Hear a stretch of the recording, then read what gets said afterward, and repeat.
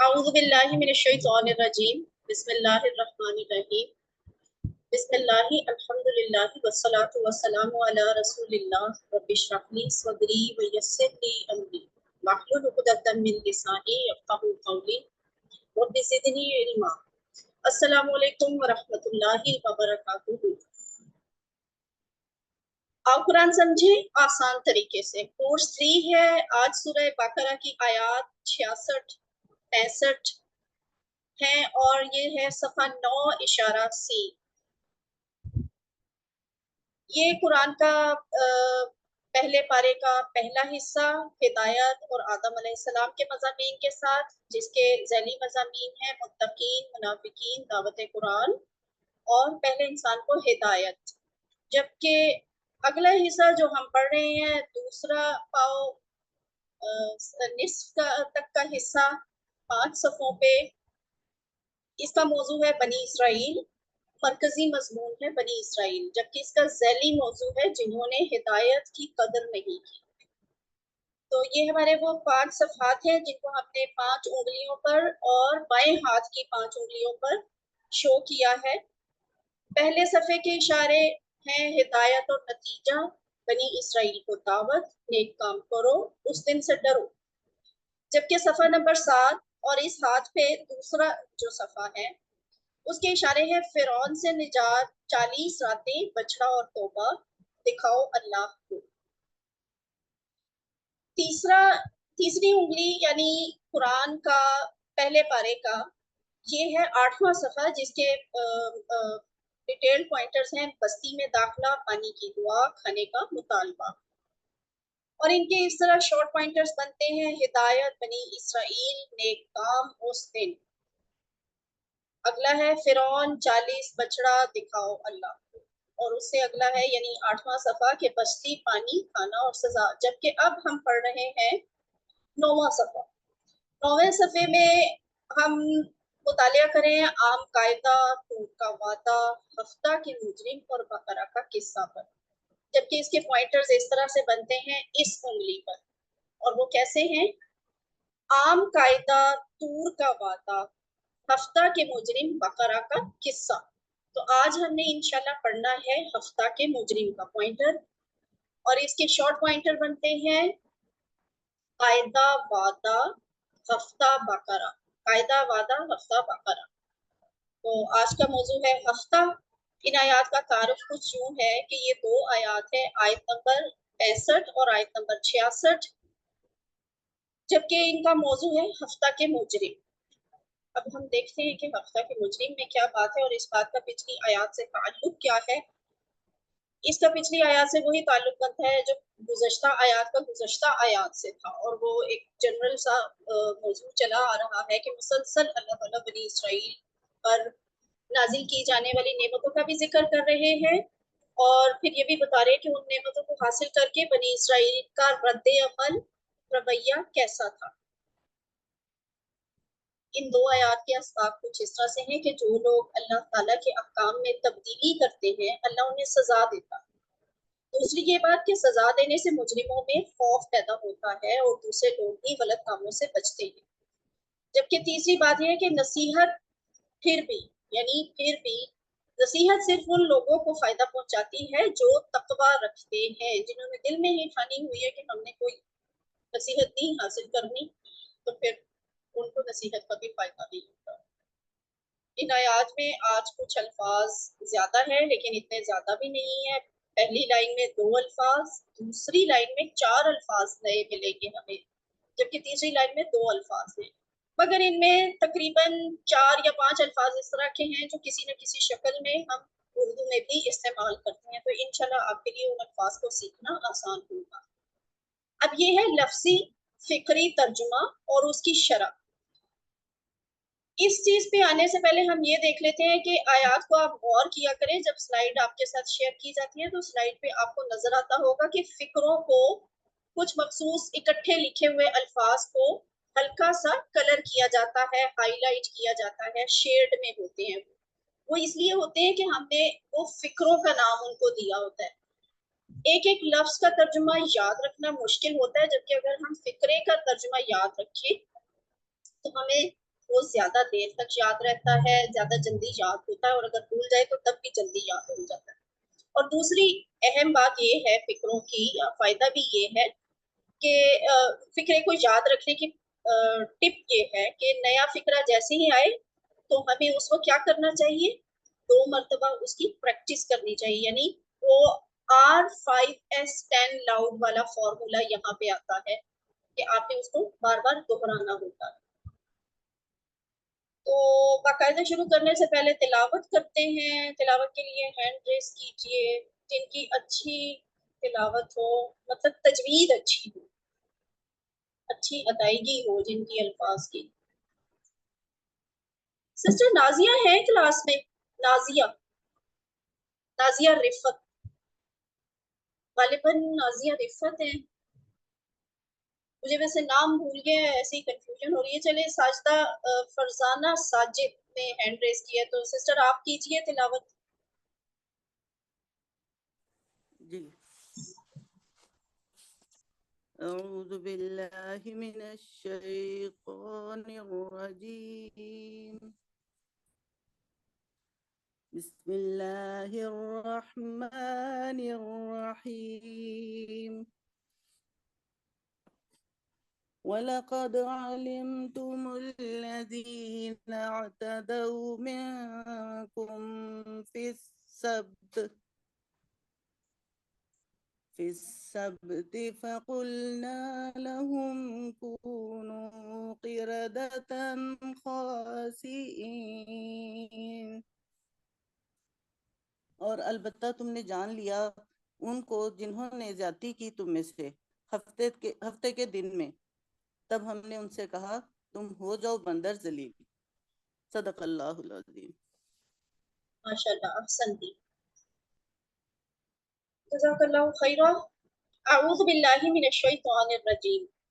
बिस्मिल्लाहिर रहमानिर रहीम।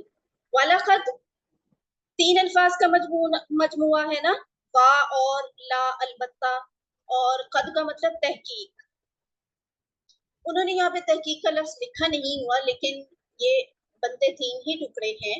और मतलब इसी तरह से होता है कि किसी बात पर एम्फेसिस के लिए ये अल्फाज जो हैं इस्तेमाल किए जाते हैं, ला भी और कद भी, और समटाइम्स सिर्फ कद लिखा हुआ होता है। तो लक़द का मतलब अलबत्ता, तहकीक या लाजमी ही। ओवरऑल इसका मतलब आप इस तरह से समझ सकते हैं कि यकीनन, लाजमी, ऐसा ही है, एम्फेसिस के लिए है। एक और बात भी आपको बता दूं कि जब भी आपको कुरान में ये कद का लफ्ज नजर आएगा ना, इसके फौरन बाद जो अगला लफ्ज होता है वो कोई फेल होता है माजी का। ठीक है, माजी का कोई फेल होता है। तो यहाँ आपने देखा वलक़द और अलबत्ता, तहकीक, अलिम तुम आ गया ना माजी का फेल। तुमने जान लिया, तुम सब ने जान लिया, तुम सबको पता चल गया। और अलबत्ता तहकीक, तुम सब ने जान लिया, अल्लाज़ीना, अल्लाज़ीना उनको जिन्होंने, वो लोग जो, वो जिन्होंने, कुछ भी इसका मतलब हो सकता है, आप उर्दू के हिसाब से उसे एडजस्ट करते हैं। और अलबत्ता तहकीक, तुमने जान लिया उनको जिन्होंने। अच्छा, ये तुमने जान लिया, किसने जान लिया, किस किससे बात हो रही है? यानी सामने वाले को कहा जाता है ना अलिम तुम, कोई मुखातिब है, तो यहाँ मुखातिब कौन है? बनी इसराइल का तज़किरा चल रहा है। हाँ, मेनली बनी इसराइल जो उस वक्त नबी सल्लल्लाहु अलैहि वसल्लम के दौर में मौजूद थे। यहूद भी, हाँ आपका जवाब ठीक है, यहूद, बनी इसराइल, और बिलखसूस इनको, लेकिन बिलअमूम सबको ही बताया जा रहा है कि तुम सब ने जान लिया। किनको? उनको जिन्होंने, इर्तदौ मिनकुम, इर्तदौ, ये लफ्ज आपके लिए नया है, लेकिन थोड़ा सा इस पे जोर डालें। ये किस तरह का लफ्ज लग रहा है आपको? ये इसम है, फेल है, हर्फ है? फेल है, और अमर का अमर है, अमर है, अमर अमर है, है, अमर जमा, फेल जमा। जमा। अमर जमा है। ये फाइजा मलिक कह रही है अमर जमा है। अमरीन आपने बताया है? नहीं ये अमरीन ने क्या बताया? अमर में जेर आएगी ना? ये अमर नहीं है मेरे ख्याल में। ऐसा मैम ये माजी का एक जमा का सिवा। मिस्टर शमीला, आप माजी का बताइए जमा। ये आपको क्या लग रहा है? मैम मुझे ये फेल माजी जमा लग रही है ना, वाओ अलिफ माजी ये माजी जमा लग रही माजी है का सिस्टर जमा है, शमीला को। माजी का जमा। और ये अमरीन, आपको ये क्या लगा पहले था? ये माजी का है, पहले माजी का है मैम। ये जी, पहले सिस्टर तदो माजी का नूर को है, भी ये जमा फेले का। माजी लग रहा है। जी बिल्कुल जी ऐसा जी ही है। मस्जिद थी। अब मुझे एक्सप्लेन करने दें। इर्तदौ, ये माजी का जमा का सिगा है, ठीक है। और उनके लिए जो गायब हैं, यानी जो मौजूद नहीं है। इर्तदौ, ज्यादती की, मिनकुम, तुम में से। अब यहाँ पे मिनकुम कौन है? यहाँ पे मिनकुम वो है, यानी तुम बनी इसराइलियों में से वो पिछले लोग जिन्होंने ज्यादती की थी, यानी जो उस दौर में मौजूद थे जिस दौर का अब यहाँ पे ये वाकया कोट किया जाने लगा है। मौजूदा दौर के बनी इसराइल से, मौजूदा दौर के यहूदियों से और मौजूदा दौर के आम लोगों से कहा जा रहा है कि तुम लोगों ने जान लिया उनको जिन्होंने ज्यादती की, मिनकुम, तुम में से। इर्तदौ का मतलब अभी सिर्फ आपने यही याद करना है कि ये ज्यादती से मुतल्लिक है, ठीक है। ये फेल हम बाकायदा इसको सीखेंगे भी थोड़ी देर बाद, थोड़ा सा आपको सिखा दूंगी, लेकिन अभी ये इसकी प्रैक्टिस जो है अगली क्लासेस में होगी इंशाल्लाह। तो इर्तदौ, ज्यादती की उन सब ने, ठीक है, उन्होंने ज्यादती की। इसका असल में मतलब ये बनता है उन्होंने ज्यादती की। तो मिनकुम जो सामने वाले हैं वो पुराने लोग, तुम में से, तुमसे मुतल्लिक, तुम्हारे खानदान से, तुम्हारी नस्ल में से, तुम्हारे मजहब और मसलक में से। ज्यादती की तुम में से। किस तरह ज्यादती की? फिस सबती, फी का मतलब तो में हो गया। असब्द का लफ्ज कुछ सुना हुआ लगता है, आप फैमिलियर हैं इस लफ्ज से? सबआ, सबआ ये जो समानी है है, वो हफ्ता, हफ्ते का दिन। सप्त सात को कहते हैं, हफ्ते वाले दिन। नहीं, एक बात तय करें, सात है या हफ्ता है? हफ्ता। जी, जो सात वाला होता है ना सिस्टर अमरीन और सिस्टर गुलनूर, गौर से सुनिएगा। जो सात वाला लफ्ज होता है ना वो होता है सीन बा आइन, आइन होता है उसमें, सबा, सात, ठीक है। जबकि ये है सबत, सीन बा और उसके बाद है ता। ता कहते हैं हफ्ते को। और हम, पता नहीं आप में से कितनों ने ये सीखा होगा यौमुस सबती। हमें जब कुछ क्लासेस में अरबी के दिन, अरबी जुबान में दिन याद करवाए जाते थे, तो ये भी हम याद किया करते थे। यौमुस सबती, यौमुल जुमुअती, यौमुस सबती, जुमे का दिन और हफ्ते का दिन। तो ये सब का लफ्ज गालिबन मुझे कंफर्म नहीं है, लेकिन शायद ये वाला लफ्ज जो है इब्रानी जुबान से ही चला हुआ आ रहा है। फिर सबती, हफ्ते के दिन में। अब यहाँ दिन नहीं लिखा हुआ, दिन की अरबी यौम नहीं लिखी हुई, लेकिन मतलब यही है कि हफ्ते के बारे में, हफ्ते के दिन के बारे में। स्पेसिफिक डे था सैटरडे, ठीक है। सैटरडे को क्या हुआ था? ज्यादती की तुम में से हफ्ते के दिन। फाकुलना, बस हमने कहा। अब यहाँ बीच में ना एक वाक्या है, एक स्टोरी है, एक किस्सा है, जिसे यहाँ पे हज़फ कर दिया गया है, बयान नहीं किया गया। उसकी वजह ये है कि ये चीज इतनी कॉमन थी, इतना सब लोग इस बात से वेल इन्फॉर्म थे, इतने फेमिलियर थे कि यहाँ पे वो वाक्या जो है कोट नहीं हुआ। और बस यहाँ शुरू में लिख दिया गया अलिम तुम्हें तो यानी पता ही है, वो तो तुम जानते ही हो। क्या? हफ्ते के वाला मामला, हफ्ते के दिन वाला मामला। तो इसकी अभी शरह में देख लेंगे कि वो क्या मामला था। तो जो भी हुआ, इन्होंने ज्यादती कर ली, लेकिन फिर आगे अल्लाह ताला क्या कह रहे हैं? फकुलना। अच्छा, अब इसके टुकड़े करें आप। फकुलना के कितने टुकड़े बनते हैं? 2। फा और कुलना। ठीक है, तो अगर मैं कहूँ इसके 3 टुकड़े बनते हैं, फा, कुल और ना, तो फिर कोई एतराज है? नहीं मैम, ये माजी का है ना, कुलना। ये दो अटैच तीन है। टुकड़े नहीं पूरा ये बनेंगे, क्योंकि टेबल है। ना जो है उसको अपने ठीक माजी है, के उसका है, तो ये इसलिए पूरा ये फेल दो है। ही दो टुकड़े। हाँ जी, फेल है, फेल। ये पूरा फेल है और हम फेल के दो टुकड़े टुकड़े ही नहीं कर सकते, ठीक है। बनेंगे और फेले कुलना, माजी। हमने कहा, फकुलना, बस हमने कहा। तो हमने क्या कहा, हम कौन है यहाँ, अल्लाह की जात है। हमने क्या कहा, लहुम, उनसे, उनसे किन से कहा, उस दौर के लोगों से, उस दौर के बनी इसराइल से, ठीक है। बस हमने कहा उनसे। आगे ये देखिए, ये आपको पूरा ये 3 अल्फाज जो हैं आपको हाईलाइटेड नजर आ रहे हैं। इट मींस कि ये एक फिक्रा है, ठीक है। और इस फिक्रे की अब आपने अच्छी तरह से ये देखिएगा, जब मैं अभी रेड एरो जो है ये आपको नजर आ रहा है फकुलना के ऊपर। अब जब मैं आगे प्रेस करूंगी, ये मैंने प्रेस कर दिया, जैसे ही रेड एरो इस तरफ आया तो अब आपको यहाँ कोने में क्या नजर आ रहा है, घड़ी नजर आ रही है। और उसके ऊपर क्या लिखा हुआ है, R-5S-10 लाउड। अब याद आ गया QC2 में हमने ये सीख लिया था। तो दिस इज व्हाट, के इस फिक्रे की आपने अच्छी तरह से प्रैक्टिस करनी है, इसको मल्टीपल टाइम्स आपने रिवाइज करना है। लफ्ज क्या है, फिक्रा क्या है, कूनू क़िरादतन खासिईन। वाकई इसमें कूनू का लफ्ज है जो आपने याद किया हुआ है, सीखा हुआ है, पढ़ा हुआ है, लेकिन क़िरादतन और खासिईन ये दोनों अल्फाज आपके लिए बिल्कुल नए हैं। अपने माइक्स म्यूट रखें। क़िरादतन का मतलब क्या होता है, बंदर, और खासिईन का क्या मतलब है, जलील, ठीक है, कमतर, हकीर। क़िरादतन कूनू, ये आपको पता ही है कि ये अमर का सिगा है और जमा का सिगा है। कूनू हो जाओ, तुम सब हो जाओ, सामने वालों को कहा जाता है ना। क़िरादतन बंदर, खासिईना जलील। तो ये खासिईना जमा का लफ्ज है, खासी वाहिद होता है, खासिईन जमा।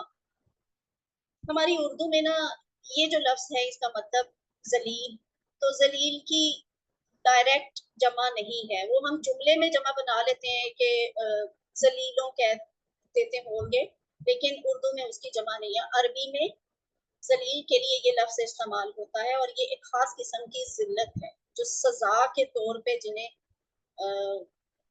किया जाए, जिनकी तहकीर हो सजा के तौर पे ना, और वो निशान बन जाए, पहचान बन जाए उस तहकीर की, उस उनको खासे कहा जाता है, खासिईन। तो क़िरादतन क्या है, बंदर। ये आपने अच्छी तरह याद करना है कि क़िरादतन का मतलब बंदर, खासिईन का मतलब जलील। कूनू क़िरादतन खासिईन, तुम हो जाओ जलील बंदर। अब इसकी शरह देख लेते हैं।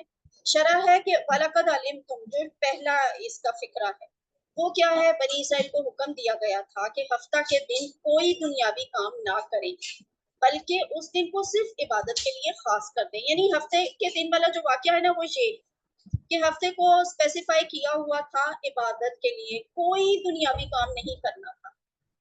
मगर इस हुक्म के बाद, इसके बावजूद कुछ लोगों ने उसकी खिलाफ वर्जी की, कुछ लोगों ने की थी, सबने नहीं की थी।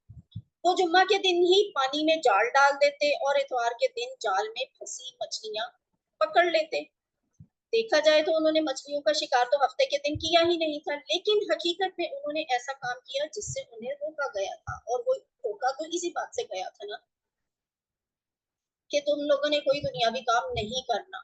तो कान इधर से पकड़ ले या उधर से पकड़ ले, उन्होंने कुछ ऐसा ही काम किया कि रात को जुमे वाले दिन जाके तो जाल डाल देते थे कि हफ्ते वाले दिन तो मछलियां पकड़ने की इजाजत नहीं है। मछलियां क्या दुनियावी काम था ना पकड़ना, पकड़ते थे, बेचते थे और पैसे कमाते थे और खाते भी थे। तो उस दुनियावी काम से मना किया हुआ था, लेकिन उन्होंने एक ट्रिक खेल कर कि हम पे इल्जाम भी ना आए कि हमने तो हफ्ते वाले दिन ये काम किया है, जुमे को रात को ही जाके जाल डाल देते थे और फिर जाके उसको निकाल लेते थे इतवार वाले दिन। तो ये बात अल्लाह ताला को बुरी लगी कि क्या ये मुझे धोखा दे रहे हैं। और अगर ऑनेस्टली अगर सोचा जाए तो हम भी अपने दीन के बारे में बहुत सारी चीजों में ना ट्रिक्स खेल के अपने लिए कोई रास्ता निकाल लेते हैं। जबरदस्ती खुद रास्ता नहीं निकालना चाहिए, रास्ता वही, आसानी वही लेनी चाहिए जो आपको शरीयत में बताई हो।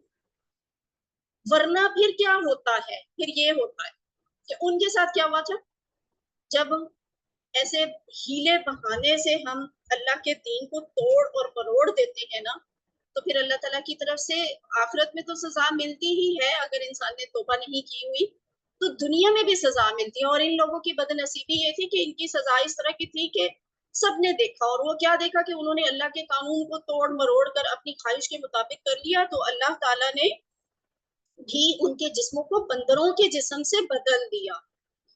इस हवाले से हम अब एक हदीस देखते हैं और वो क्या है, हजरत अबू आमिर रज़ी अल्लाह ताला अन्हु या अबू मालिक अशअरी रज़ी अल्लाह अन्हु ने बयान किया है कि उन्होंने नबी करीम सल्लल्लाहु अलैहि वसल्लम से सुना, रसूलुल्लाह सल्लल्लाहु अलैहि वसल्लम ने फरमाया कि मेरी उम्मत में ऐसे बुरे लोग पैदा हो जाएंगे जो जिनाकारी, रेशम का पहनना, शराब पीना और गाने बजाने को हलाल बना लेंगे। बुखारी की हदीस नंबर 5590 है। अगर किसी को इस बात पर यकीन ना आए तो बुखारी को जाकर देख लें कि इसमें ये काम बड़े वाज़े तौर पे इलेबोरेट करके बताए गए हैं कि कौन कौन से काम हैं कि ये बुरे लोग करेंगे। और उन्होंने अपनी उम्मत के बारे में कहा कि मेरी उम्मत के लोग होंगे, मेरे उम्मती होंगे जो ये गुनाह करेंगे। जबकि हम बड़े आराम से इन चारों बुरे कामों के लिए कोई ना कोई कहीं ना कहीं से हीला और बहाना ढूंढ कर ले आते हैं कि नहीं, गाना बजाना भी जायज है, किसी शक्ल में शराब पीना भी जायज है, रेशम का पहनना भी मर्दों के लिए जायज है, और जिनाकारी के लिए भी हमारे पास कोई ना कोई, आजकल के दौर में तो वैसे ही फितना है तो लोगों ने कुछ ना कुछ निकाल ही लिया। इस हदीस में हुजूर सल्लल्लाहु अलैहि वसल्लम ने लोगों को मुतनब्बे किया कि हम में से भी कुछ ऐसे लोग होंगे जो अल्लाह के अहकाम को बदल देंगे, लिहाजा हमें इस तरह के लोगों से दूर रहना चाहिए।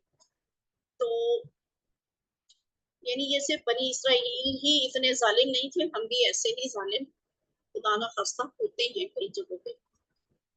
तो वलक़द अलिमतुमुल्लज़ीना, और अलबत्ता तुमने जान लिया उनको जिन्होंने एतदौ मिनकुम फिस्सब्ती, ज्यादती की तुम में से हफ्ते के दिन में। फ़कुलना लहुम, तो हमने उनसे कहा, कूनू क़िरदतन खासिईन, तुम हो जाओ बंदर जलील। अल्हम्दुलिल्लाह, यहाँ पे हमारी आयत नंबर 65 मुकम्मल हुई। अब है आयत नंबर 66। इसकी तिलावत कौन करेगा? सिस्टर नाजिया नहीं है, मेरा ख्याल है उनका नाम नाजिया ही है। उनकी तजवीद बहुत अच्छी थी, मुझे सिस्टर का नाम भूल गया।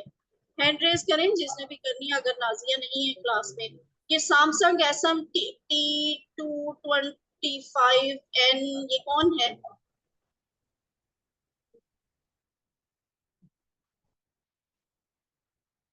तिलावत करने का किसी का मूड नहीं है?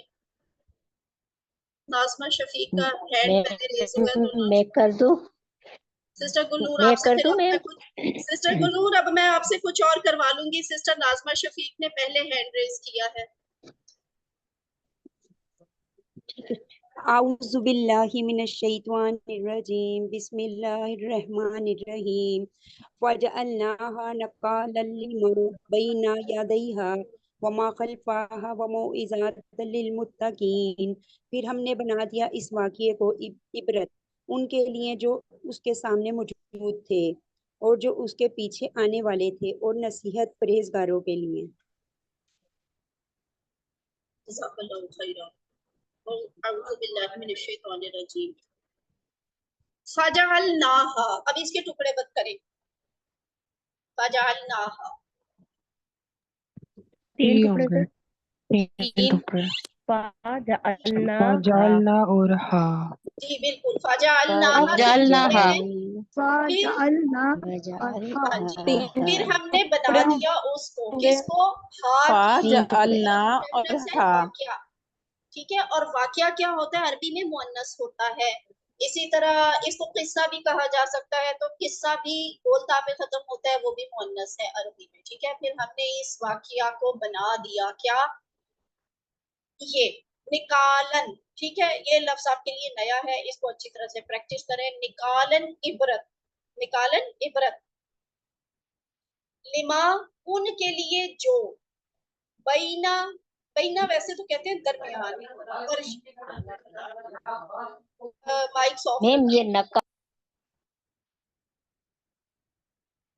यदैहा, यदैहा का मतलब क्या है? इसको हम थोड़ा सा अभी आगे भी देखेंगे यदैहा को, लेकिन फिलहाल यदैहा के बारे में आपको सिर्फ इतना बताती हूँ कि हाथ, हा उसके, उस वाकया के हाथ, लफ्जी तर्जुमा आपको इस तरह से बता रही हूँ, आपने ये जहन में इस तरह रखना नहीं है। असल में ये अरबी का एक मुहावरा है, मुहावरतन ये इस्तेमाल होता है बैना यदई, इसको मुहावरतन इस्तेमाल किया जाता है सामने वाली चीज के लिए। अब इसको लॉजिक आपको बताऊं, यदुन हाथ होते हैं ना, तो दो हाथों के दरमियान जो जगह होगी वो क्या होगी? पीछे होगी, साइड में होगी, इस साइड पे होगी, सामने सामने होगी ना। सामने ये मुहावरा अरबी में सामने के लिए बोला जाता है, बैना यदैहा, दोनों हाथों के दरमियान, यानी जो उस वक्त मौजूद थे उन लोगों के लिए भी इबरत बन गया। फजलना, फिर हमने बना दिया उस वाक़ये को नकालन, इबरत हिमा, उनके लिए जो बैना यदैहा, उसके सामने मौजूद थे, उस वक्त मौजूद थे। वमा खल्फा हा कोई वाक्या, वा और मा जो, खल्फ खल्फ पीछे को कहते हैं, बाद में आने वाले को कहते हैं, तो और जो उसके पीछे आने वाले थे यानी बाद में आने वाले लोग, नबी सल्लल्लाहु अलैहि वसल्लम के दौर के भी लोग, हमारे दौर के लोग भी, और बस इस वाक़े के बाद के तमाम लोग। तो फिर बना दिया हमने उसको इबरत उनके लिए जो उसके सामने मौजूद थे, या इसको आप ऐसे भी कह सकते हैं जो उस वक्त मौजूद थे, वमा खल्फहा, और जो उसके पीछे आने वाले थे, वा मौइज़तन, और नसीहत। ठीक है, इबरत किसके लिए बनी? आम तौर पे तमाम लोगों के लिए इबरत, लेकिन नसीहत भी बनी। वा मौइज़तन, मौइज़ा, इज़ा का लफ्ज है नसीहत के लिए, ठीक है, मौइज़तन और नसीहत किसके लिए? लिल मुत्तकीन, लिल मुत्तकीन की कितने टुकड़े बनते हैं?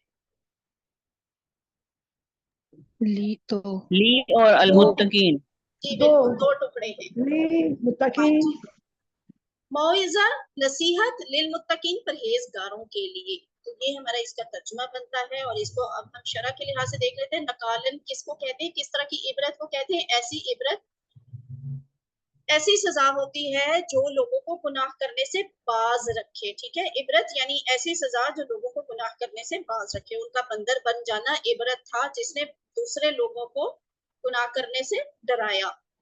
तो मौइज़तन लिल मुत्तकीन, नसीहत और याद दहानी सिर्फ उन्हीं लोगों के लिए फायदेमंद है जो तकवा इख्तियार करते हैं। ठीक है, और इस सजा से इबरत हासिल करने की नीयत से 10 सेकंड के लिए अपनी आंखें बंद कीजिए और उन बंदरों को देखिए।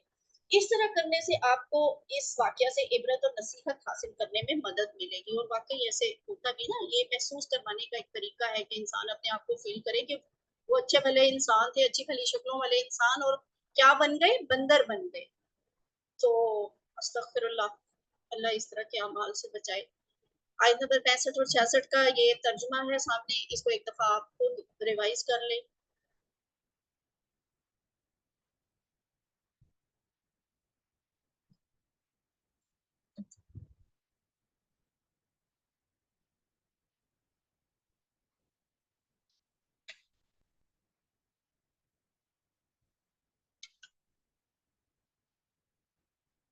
अल्हम्दुलिल्लाह, अब हम आगे चलते हैं। अस्बाक दुआ और प्लान क्या है? अस्बाक इसके जो हमने शुरू में भी देखे कि जो लोग अल्लाह के अहकाम में तब्दीली करते हैं, अल्लाह उन्हें सजा देता है। सजा देने से मुजरिमों में खौफ पैदा होता है और दूसरे लोग भी कामों से बचते हैं। और नसीहत सिर्फ उन लोगों को फायदा पहुंचाती है जो तकवा रखते हैं। अब इस सारे वाक्य को सामने रखते हुए आपने स्टडी कर लिया, इस पे गौर फिक्र भी करें, इसको तसव्वुर में भी लेके आए और इसको महसूस भी करें, इसकी इंटेंसिटी को। और फिर अल्लाह ताला से दुआ करें कि अल्लाह मेरी मदद फरमा कि मैं गुनाहगारों को मिलने वाली सजाओं को याद रखूं, ताकि मैं भी गुनाहों से दूर रहूं। तो वही गुनाह अगर उन्होंने किया और उनको इतनी सख्त सजा मिली, और वही गुनाह अगर खुदा न खास्ता हम भी करते हैं, तो फिर हमें क्यों ना सजा मिलेगी? देखिए, लाडले अल्लाह के वो भी बहुत थे। अल्लाह ताला ने खुद कह दिया कि मैंने तो सारे जहान वालों पर फजीलत दी थी। तो लाडले अगर हम भी हैं ना, तो ऐसी बात नहीं है कि हम सजा से बच सकते हैं। तो लाडला जो कुछ मर्जी करता रहे। इस लिहाज से हम प्लान क्या कर सकते हैं कि इंशाल्लाह मैं तारीख में मज़कूर मुख्तलिफ कौमों को दी गई कम अज कम 5 सजाओं की लिस्ट बनाऊंगा और उन सजाओं को याद रखूंगा। लेकिन साथ में ये बात भी है कि तारीख की सबसे बेहतरीन और मुस्तनद किताब कौन सी हो सकती है? कौन सी है? कुरान खुद। तो कुरान में बहुत सी अक़वाम का जिक्र है, उनको मिलने वाली सजाओं का भी जिक्र है। मैं तो यही कहूंगी कि आप सिर्फ 5 सजाओं की लिस्ट ना बनाएं, बल्कि लिस्ट इस तरह से बना लें कि पहले कौम का नाम हो, अगले कॉलम में उस कौम को मिलने वाली सजा हो, और उससे अगले कॉलम में उसके सामने ये लिखा हो कि इसको ये सजा किस गुनाह की पादाश में मिली। इबरत हमें तभी होगी जब हमें उनका जुर्म पता हो, और हम फिर खुद को टटोले कि वो जुर्म कहीं हम तो नहीं कर रहे। अस्मा और अफ़ाल इन आयात में कौन कौन से हैं? खासिर, ठीक है, खासिर, खासिर कहते हैं जलील को, और इसको मैं अभी आपको थोड़ी देर पहले बता चुकी हूँ कि कौन सा किस तरह की जिल्लत इसका मतलब होता है। तो खासिर वाहिद है और इसकी जमा दोनों तरीकों से बन सकती है, खासिऊन और खासिईन। अब ये डिपेंड करता है, आप अगले लेवल्स में जाके सीखेंगे कि कहाँ पे खासिऊन वाली जमा इस्तेमाल करनी है और कहाँ पे खासिईन वाली जमा इस्तेमाल करनी है। बहरहाल मतलब इसका अब आपने अच्छी तरह याद रखना है, जलील। मौइज़तुन, अब इसमें है मौइज़ा। मौइज़ा इस तरह का लफ्ज आपने सुना हुआ है ना, वाज, वाजो नसीहत वाजो नसीहत की जाती है। जुमे वाले दिन इमाम साहब क्या करते हैं? वाज करते हैं ना, जो भी तबलीग कर रहा होता है वो वाज कर रहा होता है। तो वो एक ऐसी नसीहत होती है जो पॉजिटिव सेंस में एक पॉजिटिव रिजल्ट लेके आए। और इसकी जमा क्या है, ये जरा मुख्तलिफ सी है, आपको इसका कोई रूल नहीं होता, पैटर्न नहीं होता, ये आपको ऐसे ही रट्टा लगाना पड़ेगा, अच्छी तरह याद करनी पड़ेगी। मौइज़ा मवाइज़, मौइज़ा मवाइज़, मौइज़ा मवाइज़। और अब है अफ़ाल की बारी। 3 हरूफ वाले सेहतमंद अफ़ाल इन आयात में कौन कौन से हैं? ये आलिमा का है, उसके बाद ये आपको आता है जाला वाला भी है, ये भी सिंपल है, आपने किया हुआ है QC 1 2 में। औला को भी आप अभी ये छोड़ दें, काना ये QC 2 वाले हैं आपके। ये है आपके लिए नया खासा अ, ये है फतहा के पैटर्न पे, और इसके रूट लेटर हैं खा सीन हमजा। कुरान में ये लफ्ज 4 दफा आया है इस टाइप के अल्फाज। लेकिन इसको देख के मुझे ये बताएं, यहाँ पे लिखा हुआ है खासा आ, और यहाँ पे क्या लिखा हुआ है?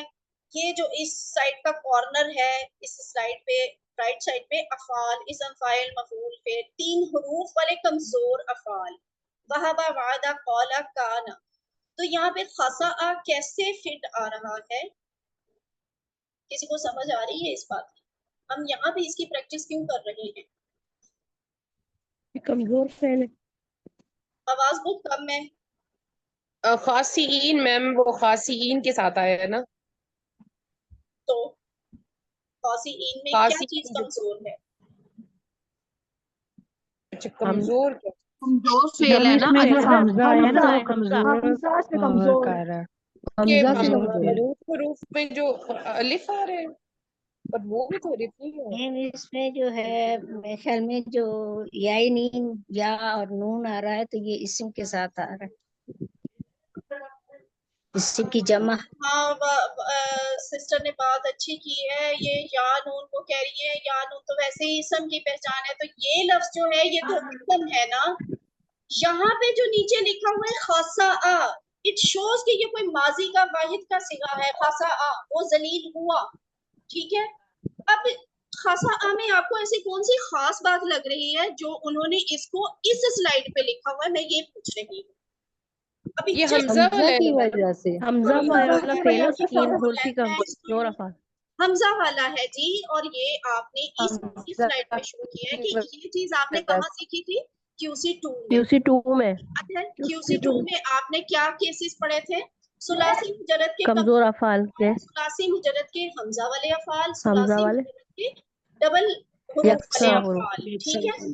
तो ये डबल हरूफ वाला केस है सुलासी मुजर्रद का, लेकिन इटसेल्फ ये कमजोर फेल नहीं है, ठीक है। इसमें कोई चीज कमजोर नहीं है। खा को देखे, सीन को देखे। हमजा बहुत सारे लोगों को अब तक भी कंफ्यूज कर रहे हैं, और मुझे इस कंफ्यूजन की अभी तक समझ नहीं आ रही कि मैं अभी भी इस तरह के क्वेश्चंस मुझे मिलते हैं कि जिससे ये फील हो रहा होता है कि आप लोगों को ऐसे लगता है कि हमजा कमजोर है। हमजा कमजोर नहीं होता। ठीक है, हमजा कभी भी कमजोर नहीं होता। समटाइम्स ये थोड़ा सा एक नॉर्मल बिहेवियर से हटके कोई बिहेवियर शो कर देता है, या ये कमजोर हरूफ की हेल्प भी कर देता है, लेकिन इसका मतलब ये नहीं है कि ये कमजोर है। तो आपने इसको कमजोर बिल्कुल नहीं समझना। इसकी अलिफ से आपने बिल्कुल भी कंफ्यूज नहीं होना। दिस इज नॉट अलिफ, सिंपल अलिफ, दिस इज नॉट सिंपल अलिफ, दिस इज हमजा। तो मैम एक बात जैसे ये। दूसरी बात, जब ये मादा, आप सुन लें जब पहले। सॉरी मैम, दूसरी बात ये है कि रूट लेटर्स में अलिफ नहीं आता।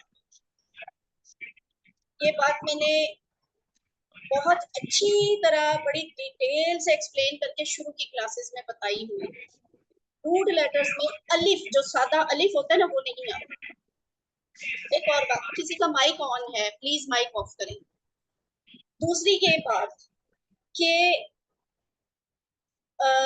जो माजी का पहला सिगा होता है ना, उसमें भी कभी भी अलिफ नहीं आता। यही तो वजह है कि सॉरी, उसमें तो अलिफ आता है, उसके रूट लेटर में नहीं आता। और रूट लेटर में ना आने की वजह से ही अलिफ जो है वो समटाइम्स हेल्प दे देता है या और वाव को, कि वो उसकी जगह ले लेता है। तो इसमें कोई हर्फ जो है वो कमजोर नहीं है, इसलिए इसे आपने कमजोर का केस नहीं कंसिडर करना। खासा आ, ये सेहतमंद लफ्ज है, हमजा वाला लफ्ज है। सुलासी क्या है? सुलासी, अगला लफ्ज आप बोले।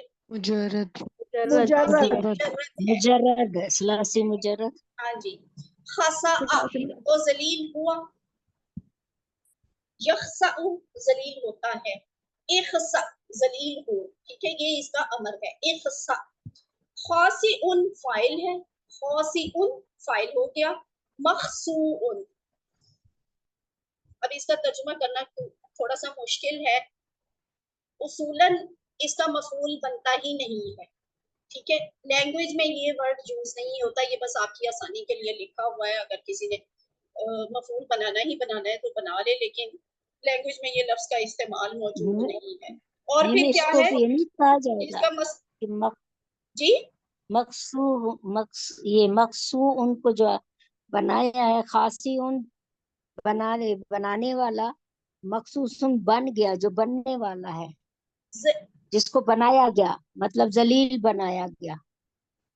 ये नहीं नहीं, होगा। ये उस तरह से भी नहीं आता सिस्टर। इस पे अभी ना ही आप जाए, वैसे इसमें एक और लफ्ज का इजाफा होगा, फिर इसका असल में मफूल बनेगा। तो वो चूंकि इस लेवल के कोर्सेज की चीज ही नहीं है, तो फिलहाल वो मैं आपको नहीं बताती। वैसे आगे शायद कोई अगर ऐसी चीज आई तो फिर उस वक्त एक्सप्लेन कर दूंगी कि इस मफूल में अगर कभी इसको आपको इस्तेमाल करना भी पड़ जाए ना, तो इसके साथ कुछ एक आधे लफ्ज का इजाफा हुआ करता है, फिर ही आप वो वाला मफूल इस्तेमाल कर सकते हैं। तो ये बना मखसूउन, और ये है खसउन, ठीक है। खसउन अच्छी तरह याद करना पड़ेगा, थोड़ा सा डिफरेंट है। खसउन जलील होना। अब एक और चीज है, ये हमजा का कौन सा वाला केस है? हमजा सुलासी मुजर्रद का कौन सा वाला केस है ये? सेहतमंद। सॉरी, ये असलम के पैटर्न पे है, असलम के पैटर्न पे है। सेहतमंद, सेहतमंद। सेहतमंद है, लेकिन असलम के पैटर्न पे है। ये मजीद नहीं, फी ही तो नहीं है, ये मजीद फी तो नहीं है। फातहा के है। पैटर्न, फतहा के पैटर्न पे है। हाँ जी, फतहा। सेहतमंद पे। हमजा आखिर में आ रही है उसके। अच्छा सिस्टर्स, मेरी बात गौर से सुने। सारे अपने माइक ऑफ कर लें और मेरी बात गौर से सुने। अगर इसके सामने फा लिखा हुआ है ना, तो ये एक बहुत बड़ा साइन बोर्ड है इस बात का कि ये सुलासी मजीद फी नहीं है, ये सुलासी मुजर्रद है, ठीक है। और जो ये बात लिखी हुई ना, 3 हरूफ वाले कमजोर अफाल, तो इससे भी आपको ये पता चलता है कि ये मजीद फी का केस ही नहीं है। अगर मजीद फी का केस हो तो यहाँ पे लिखा हो मजीद फी अफाल, ठीक है। और दूसरी बात ये कि मैं जो पूछ रही थी आपसे वो ये चीज थी कि ये QC2 में आपने इस तरह के अल्फाज, इस तरह के केसेस पढ़े हैं, वो कौन से थे? खासा आ, इकरा, इकरा, जी, ये कौन बोला है? शुक्र है किसी ने बात आतफा। की। आतिफा। इकरा, अमरा, हाँ जी, ये वो केस है जिसमें हमजा आखिर पे आती है। आपने हमजा वाले इकरा, तीन, अब सुन ले, हमजा वाले 3 अफाल वहां पे प्रैक्टिस किए थे QC2 में। पहला कौन सा था? बताएं, पहला कौन सा था? हमारा, अमारा। हमारा, तो वो हमारा, केस था हमारा, जिसमें हमजा पहले आती है, फर्स्ट लेटर पहले इज आ रहा हमजा। फिर आपने दूसरा एक फेल सीखा जिसमें सेकंड लेटर, साला, हाँ साला। साला, साला सेकंड लेटर हमजा होती थी। उसके बाद आपने क्या सीखा? करा, करा, करा, करा। तो करा आ के आखिर पे हमजा आती है। ये उस तरह का केस है। अभी जस्ट पिछली क्लास में भी आपने एक लफ्ज पढ़ा है, मुझे बताएगा कोई कि वो कौन सा था? और मैंने तब भी ये बात आपसे बोली थी, पूछी भी थी, बताई भी थी। सॉरी, साबा, साती साबा। हुआ। साबा, मुझे लगता है सिस्टर आतिफा ही अपने पूरे हवास के साथ क्लास अटेंड करती हैं, बाकी कहाँ होते हैं? तो खासा आ ही की तरह पिछली क्लास में आपने साबा आ, वो बेदीन हुआ या वो साबई हुआ, साबी हुआ।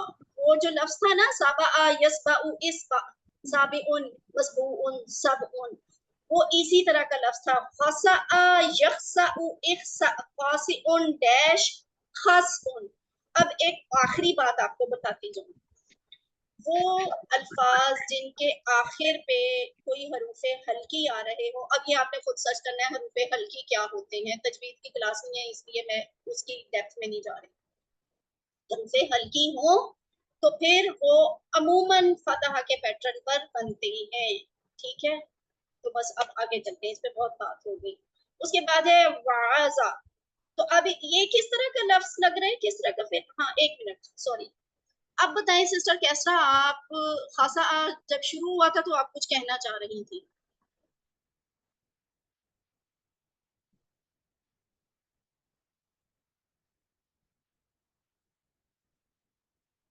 पता नहीं, वो शायद है नहीं। चले, वाजा। वाजा में वाव कमजोर है, इसलिए ये इस स्लाइड पर आपको नजर आ रहा है 3 हुरूफ वाले कमजोर अफाल। तो वाजा जो है ये वादा ही की तरह का टेबल बनेगा इसका, बिल्कुल जैसे आपने वादा बनाया था वैसे ही वाजा। तो वाजा, याइजु, इज, वाइजुन, मौजून, मौजून, ठीक है, मौजून। और इसके 2 मस्दर हैं, वाजुन और मौइज़तुन। वाजुन और मौइज़तुन दोनों इसके मस्दर हैं। तो ये आप अच्छी तरह से याद कर ले। वाजा का मतलब क्या है? उसने नसीहत की। उसके बाद है इक़्तदा। ये है, अब देखें फौरन अगली स्लाइड में ये चीज आ गई। यहाँ पे आप राइट साइड पे देखिए, मजीद फी अफाल, अल्लामा, हासबा, अस्लमा, इख्तलफा, इस्तगफरा, तदब्बरा, तदारसा, इनकलबा। अभी कोई सिस्टर कह रही थी कि खासा आ के बारे में कह रही थी ये शायद अस्लमा वाला है। तो अस्लमा वाला नहीं हो सकता। एक उसकी एक वजह ये भी थी, खासा आ में हमजा तो आखिर पे आ रही है, अस्लमा में 3 हुरूफ तो वैसे ही होते हैं जो असली वाले हुरूफ होते हैं, वो तो कोई ना कोई मौजूद जरूर होते हैं, उनके शुरू में हमजा होती है। ठीक है, तो बहरहाल यहाँ पे ये लफ्ज है इर्तदो, ये इख्तलाफा के पैटर्न पे है। और जैसे आपको इसके रूट लेटर से लग रहा है कि आइन, दाल, वाओ, वाओ कमजोर है। तो अभी ये वाला केस अभी आपने नहीं पढ़ा, अगली क्लासेस में इंशाल्लाह आप पढ़ेंगे, फिर हम इसको इंशाल्लाह डिटेल से डिस्कस करेंगे। यहाँ आपको मुख्तसर इसका बता रही हूँ कि ये इख्तलाफा के पैटर्न पे बनता है। अब यहाँ पे देखिए ना, आइन आपको कैसे पता चलेगा? अगर आपके पास सिर्फ ये लफ्ज लिखा हुआ है इक़्तदा, ये लिखा हुआ सामने आए, तो आपको कैसे पता चलेगा कि ये इख्तलाफा के पैटर्न पे है? आपको इस तरह से पता चलेगा कि आप देखेंगे आइन, ये सेकंड नंबर पे जो हर्फ है वो है आइन, ये इसके रूट लेटर का पहला हर्फ है। उसके बाद आप देखेंगे इसके रूट लेटर का दूसरा हर्फ दाल होता है, और वो दाल कहाँ पे आ रहा है? तीसरे नंबर पे, यानी यहाँ से तीसरे नंबर पे। ठीक है, अलिफ को अभी मैं नहीं शामिल कर रही, यहाँ से तीसरे नंबर पे। और वाव जो है वो चूंकि माजी में आ गई है तो वो चेंज हो गई है यहाँ के साथ, तो वाव की प्लेस ये है। इट शोज कि यहाँ अलिफ, ये शुरू में अलिफ और ये थर्ड प्लेस पे ता, ये दोनों जायद हैं। और इस तरह का केस हमने इख्तलाफा में नहीं पढ़ा था, क्योंकि इख्तलाफा में अलिफ, शुरू की अलिफ ज्यादा थी और हा के बाद आने वाली ता, यानी थर्ड प्लेस पे ता ज्यादा थी। तो जिन अफाल के माजी के सीगे में शुरू में अलिफ और तीसरे नंबर पे ता ज्यादा होगी, वो इख्तलाफा के पैटर्न पे होंगे, ठीक है। इसलिए इक़्तदा इख्तलाफा के पैटर्न पे जाता है। तो ये बन गया इक़्तदा यातदी इक़्तदी, ठीक है, ये इसका अमर है।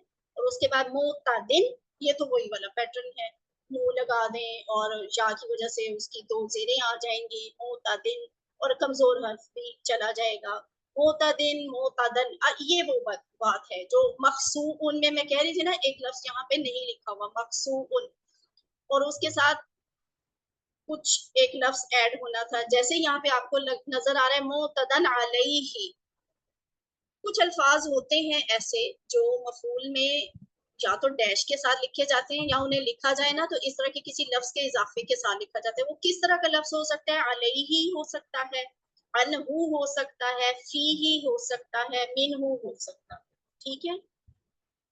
तो इसकी डिटेल भी अगले लेवल्स में ही होगी, अभी ये आपका टॉपिक नहीं है, लेकिन थोड़ा सा आपको आइडिया जरूर हो जाएगा। हमने, क्योंकि मेरा ख्याल है QC3 में और शायद सर काशिफ ने या और जो आपके टीचर जो भी थे QC2 में, उन्होंने आपको एक वर्ड आई व्यू दिया होगा, ताबा अलैहि वाला और ताबा इलैहि वाला। तो मतूब यहाँ पे जब आता है ना मफूल, वहां पे ताबा यतूब, तुब का मफूल याद है किसी को? ताबा यतूब तुब ताइबुन मतूबुन अलैहि, ठीक है। तो वो कुछ इस तरह का आपको एक्स्ट्रा वर्ड लगाना पड़ता है, फिर ही उसका मफूल इस्तेमाल हो सकता है, अदरवाइज डायरेक्ट नहीं हो सकता। और उसके बाद इसका मस्तर क्या है? इक़्तदाउन, इक़्तदाउन। एक इंटरेस्टिंग बात आपको बताऊं, क्लास में खामोशी हो गई, क्या हुआ है? समटाइम्स मैं बड़ा स्ट्रेट फॉरवर्ड कोई बात कह देती हूँ, तो आप ये ना समझा करें कि टीचर को गुस्सा आ गया है या टीचर ने हमें डांट दिया है। टीचर को स्ट्रेट फॉरवर्ड ही होना पड़ता है, वरना बहुत सारे लोगों का बहुत सा नुकसान होता है। तो ये अच्छा सिखाने के लिए जरूरी होता है कि हम स्ट्रेट फॉरवर्ड हो, पढ़ाने वाले सिखाने वाले। आपकी खामोशी डरा रही है, इसका मतलब है मैं सीरियस समझूं कि वाकई आप लोगों ने सिर्फ गुस्सा समझ लिया। मैं आपकी बात समझ रहे हैं गौर से, इसलिए समझने के लिए हम सब खामोश हो गए, खामोशी जरा से गौर डर से गई, समझें, ठीक है। गौर से सुन रहे हैं आपकी बात को। चले अब आपको एक बड़ी आप दिलचस्प बातें बात बताती हूँ, इसको याद रखिएगा।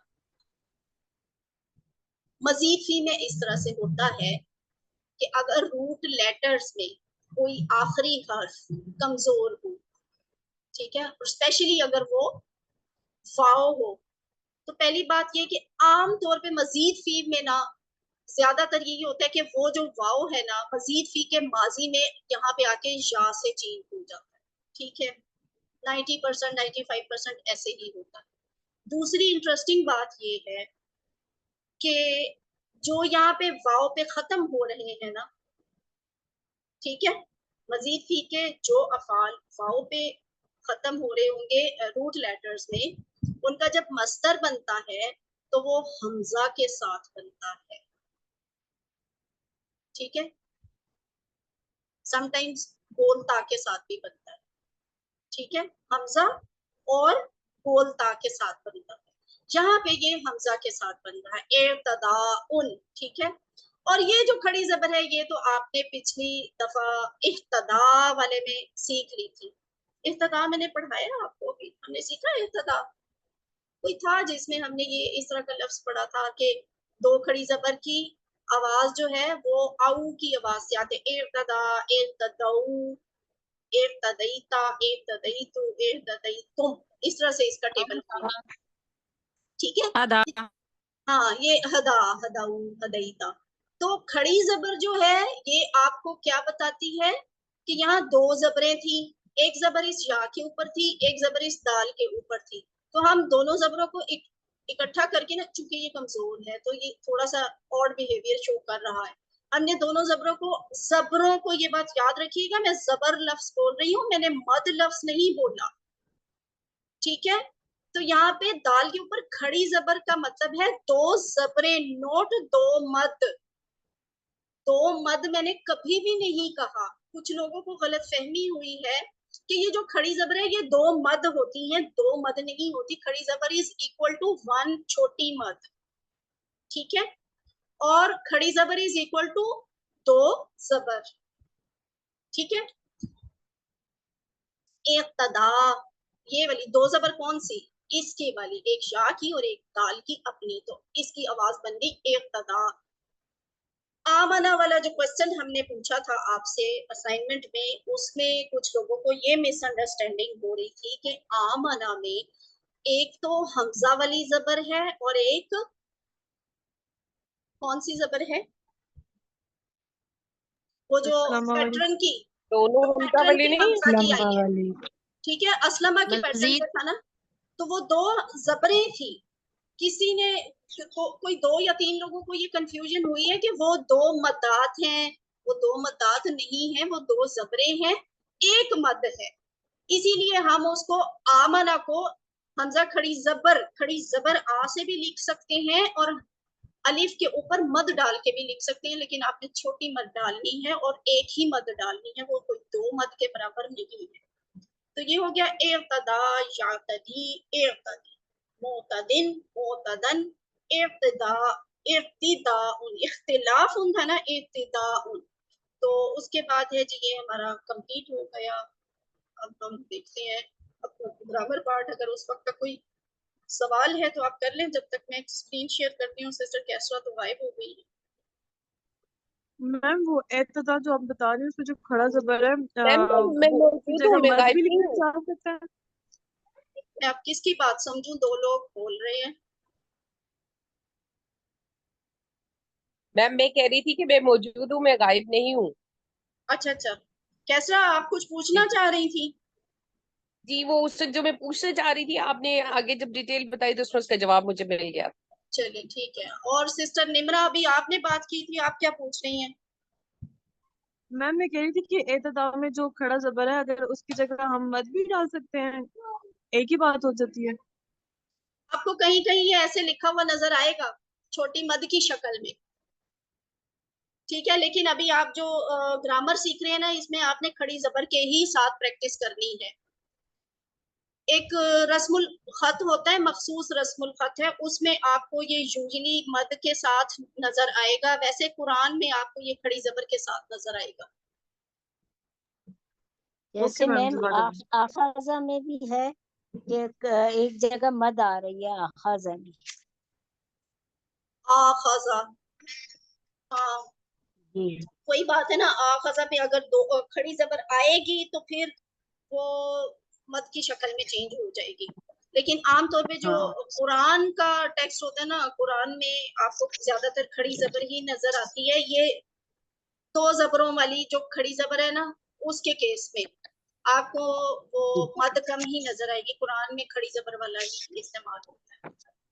जी जी जी। ग्रामर, मुझे एक ख्याल आ रहा है कि शायद ये सिर्फ अलिफ, जब अलिफ के ऊपर 2 जबर हो ना, वो मद से भी लिखी जाएगी, लेकिन जी जब जी कोई भी बिल्कुल, और वर्ड होगा जी तब वो बिल्कुल खड़ी ऐसे ही जबर है। ही रहेगी।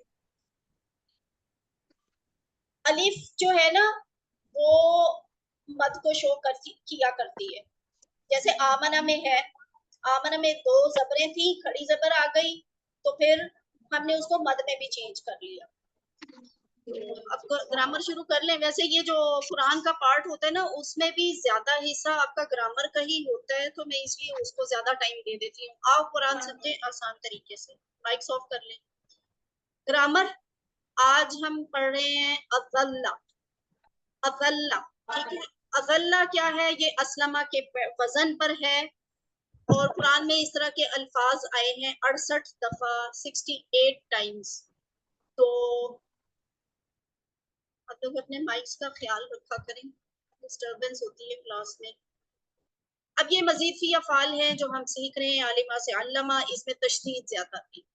सालिमा से अस्लमा, इसमें हमजा ज्यादा थी। ये चीजें आपकी फिंगर टिप्स पे होनी चाहिए कि किस तरह के केस में कौन सी चीज ज्यादा होती है और किस प्लेस पे ज्यादा होती है। अब ये जो अल्लमा है ना, इस तशदीद तो आपको बहुत सारे अल्फाज में मिलेगी, तो आपने याद क्या रखना है, एक तो ये कि वो लफ्ज फेल हो, दूसरी ये बात कि उसकी दरमियान वाली ये जो प्लेस है ना, इस प्लेस वाले रूट लेटर पे तशदीद हो, तो फिर वो अल्लमा के पैटर्न पे जाएगा। इसी तरह असलमा, तो अभी जैसे किसी सिस्टर ने कहा कि खासा आ जो है वो असलमा की तरह लग रहा है, सिर्फ हमजा से आपने कंफ्यूज नहीं होना।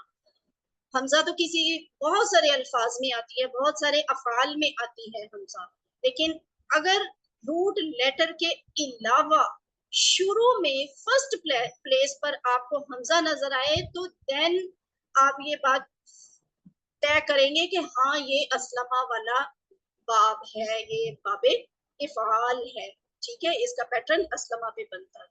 तो ये बड़ी मैम अदल्ला भी असलमा के पैटर्न पे है। हाँ जी, इसीलिए अदल्ला जो है वो असलमा के पैटर्न पे जाएगा, क्योंकि अदल्ला में रूट लेटर के अलावा, एक तो रूट लेटर के अलावा है हमजा, दूसरी ये बात कि वो हमजा शुरू में है, तो ये बात शो करी है कि ये असलमा का पैटर्न है। उसके बाद है जी ये हमारा बेसिक सबक के तालीम और मुहासबा की इस्लाम में बड़ी अहमियत है, या तालीम और मुहासबा इस्लाम की बुनियादों में से है। अल्लमा, हासबा, असलमा, इख्तिलाफ मत कीजिए, इस्तिग़फ़ार कीजिए, इख्तलफा, इस्तग़फ़रा।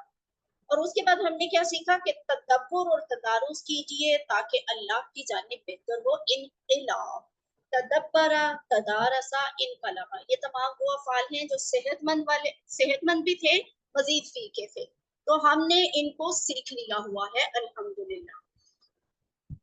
कि उनके अबवाब आपको साथ में बताए गए हैं, ये अबवाब हैं, ठीक है।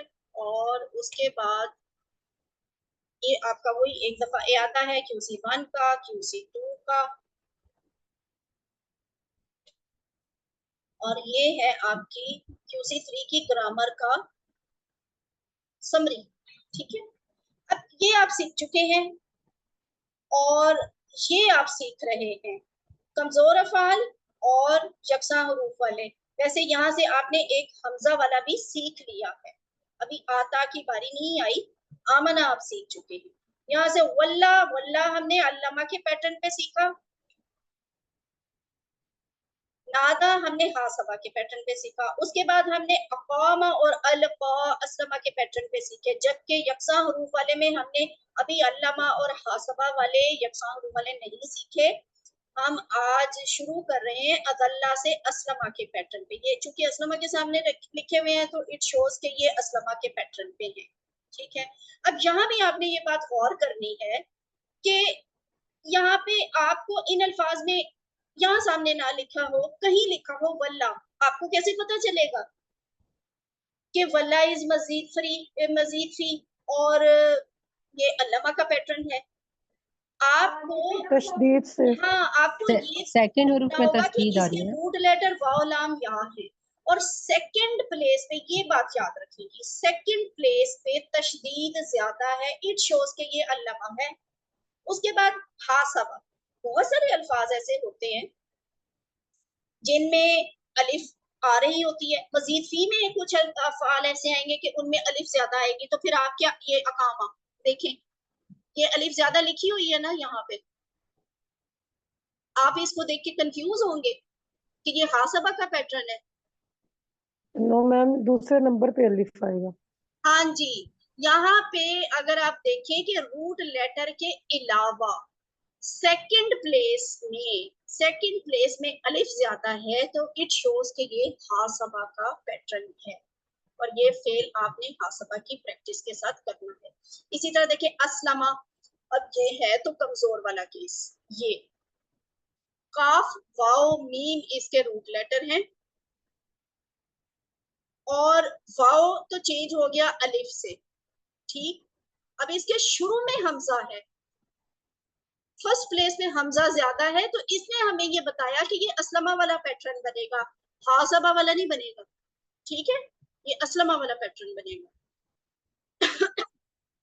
एक और भी बात बताऊं, पूरे मजीद फी में सिर्फ असलमा वाला ही इतना डिफरेंट है कि उसकी शुरू की हमजा फौरन पहचानी जाती है, ठीक है, पता चल जाता है कि ये असलमा वाला पैटर्न है। शुरू में हमजा आई, वो पता चल जाएगा कि ये असलमा वाला पैटर्न है, रूट लेटर के अलावा। तो अकामा और अलका, अब ये भी असलमा के पैटर्न पे था, लेकिन यहाँ लाम, काफ और या इसके रूट लेटर है और ये कमजोर लेटर है, लेकिन यहाँ पे शुरू की हमजा हमें बता रही है कि ये असलमा के बाब में से होगा, ठीक है। और इसके सामने आज हम देखते हैं अदल्ला। अब वल्ला तो आपने पहले पढ़ा नहीं हुआ, वल्ला जी मैम, QC2 QC2 में पढ़ा है, QC2 में उसमें पढ़ा था डबल हर्फ। वल्ला या दिल्लु दिल्ला, ठीक है, उसमें हमजा नहीं थी। अब सिस्टर गुलनूर आप बताएं कि अदल्ला और ज़ल्ला में आपको कोई फर्क फील हो रहा है, फर्क महसूस हो रहा है? सबको हो रहा है। वो ज़ल्ला जो हमने QC2 में पढ़ा था और वो अदल्ला जो आज आपके सामने लिखा हुआ है, इनमें कोई फर्क महसूस हो रहा है? इसमें हमजा ज्यादा है, शुरू में इसमें हमजा ज्यादा है और इसमें हमजा शुरू में ज्यादा है। एक तो जब हमजा आपने देखी ना ज़ल्ला में, तो आपको पता चल गया कि ये QC2 वाला ज़ल्ला या दिल्लु दिल्ला ज़ालिन मज़लूलुन ज़िलालतुन नहीं है, ठीक है। दूसरी ये बात कि जब आपने शुरू में हमजा देखी फर्स्ट प्लेस पे रूट लेटर के अलावा, तो आपको ये भी पता चल गया, क्लू मिल गया कि ये असलमा के बाब में से है, तो ये बन गया अज़ल्ला। अब आगे चलते हैं। अज़ल्ला, अज़ल्ला शुरू में हमजा ज्यादा है, वरना तो ये देखिए, ये बिल्कुल अगर आप हमजा को छुपा दें तो ज़ल्ला तो वही वाला लफ्ज नहीं है जो हमने QC2 में पढ़ा था। लेकिन किसी को याद है कि ज़ल्ला का QC2 में हमने मतलब क्या पढ़ा था? वो गुमराह हुआ, गुमराह हुआ। और यहाँ पे अज़ल्ला है, उसने गुमराह किया, ये फर्क है, ये चीज मजीद हो गई इसमें। तर्जुमा में ये किया मजीद हो गया और अरबी में ये हमजा मजीद हो गई, इसलिए ये मजीद फी का फेल है। अज़ल्ला उसने गुमराह किया, ज़ल्ला वो गुमराह हुआ, अज़ल्ला उसने गुमराह किया। इसकी अच्छी तरह से प्रैक्टिस करें ताकि इनके मतलब जो है आपको कंफ्यूज ना करें। ये देखिए, ज़ल्ला वो गुमराह हुआ, अज़ल्ला उसने गुमराह किया। तो अज़ल्ला से हमें चाबी मिल गई और बाकी टेबल हम आपने शुरू में हमजा ही लगानी है, बाकी सारा टेबल वैसा ही होगा जैसा QC2 में आपने ज़ल्ला का बनाया था। अज़ल्ला, अज़ल्लू, अज़ललता, याद आ गया? यहाँ आपने ज़ल्लतली लिखा था, ज़ललता लिखा था, रिवाइज कर रहे हैं ना जहन में, ज़ललता लिखा था, ज़ललता, ज़ललतु, ज़ललतुम, फिर आगे हमने ज़ललना किया। तो यहाँ पे ये तशदीद वाले जो जितने भी अफ़ाल होते हैं ना, उनके माजी के ये सीगे जो है ना एक्सपेंड करके यानी खोल कर लिखे जाते हैं, तो वो फिर वो जो डबल लाम है ना वो खुल जाती है, तो इस तरह से शो की जाती है जैसे आपको इन अफ़ाल में दिख रही है। अज़ललता, अज़ललतु, अज़ललतुम, अज़ललना, ये इसका माजी का सिगा हो गया। अब इसका आपने डायलॉग करना है। हल अज़ल्ला, क्या इसका नाम अज़ल्ला, नाम मा पॉजिटिव रहेंगे। हाँ, माजी की बात है तो मा इस्तेमाल करेंगे। मा अज़ल्ला, वो गुमराह नहीं हुआ। हल अज़ल्लू, उसके बाद हल अज़ललता,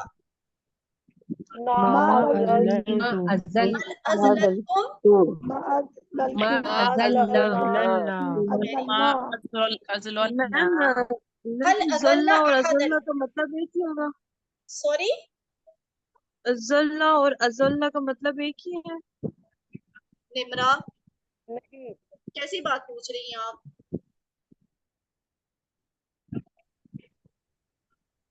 कौन जवाब देगा निमरा को? आप ही दे दीजिए मैम। नहीं, मैं दूंगी तो फिर आप समझेंगे टीचर को गुस्सा आ गया। अच्छा है, थोड़ा गुस्सा कर लेना ताकि हम सुधरे। कौन बताएगा सिस्टर निमरा को? मैं बताती हूँ। निमरा आप थोड़ी देर पहले कहाँ थी? ये देखिए निमरा, ये स्पेशली आपके लिए मैं बैक पे जा रही हूँ। निमरा को ये वाली स्लाइड नजर आ रही है? Where is Nimra? बाकी सारे अपने माइक्स ऑफ करें। जी निम्रा मैम ऑन नजर करें। आ रही है वो। तो निम्रा इसमें जी मैम जल्ला भी नजर आ लिखा रही हुआ है है। और अजल्ला भी लिखा हुआ है। अब आपको आपके ठीक है, वो सवाल का गुमराह जवाब किया मिल गया गया? मतलब अब्दुल्ला। जी मिल गया ना? जी चलिए, वो गुमराह शुक्र है। हुआ और उसमें गुमराह किया गया। हाँ जी, ये जब मैं स्ट्रेट फॉरवर्ड बोल जाती हूँ वो तो फिर बच्चे समझते हैं कि टीचर ने डांट दिया, गुस्सा किया। नहीं मैम वो हमारे बच्चे भी है ना, वो शोर डाल रहे हैं तो फिर इसलिए समझ। चले जी, हो जाता है, समटाइम्स स्किप हो जाता है, तवज्जो नहीं रहती या कोई शायद बीच में लिंक डाउन हो जाता है, आवाज नहीं आती।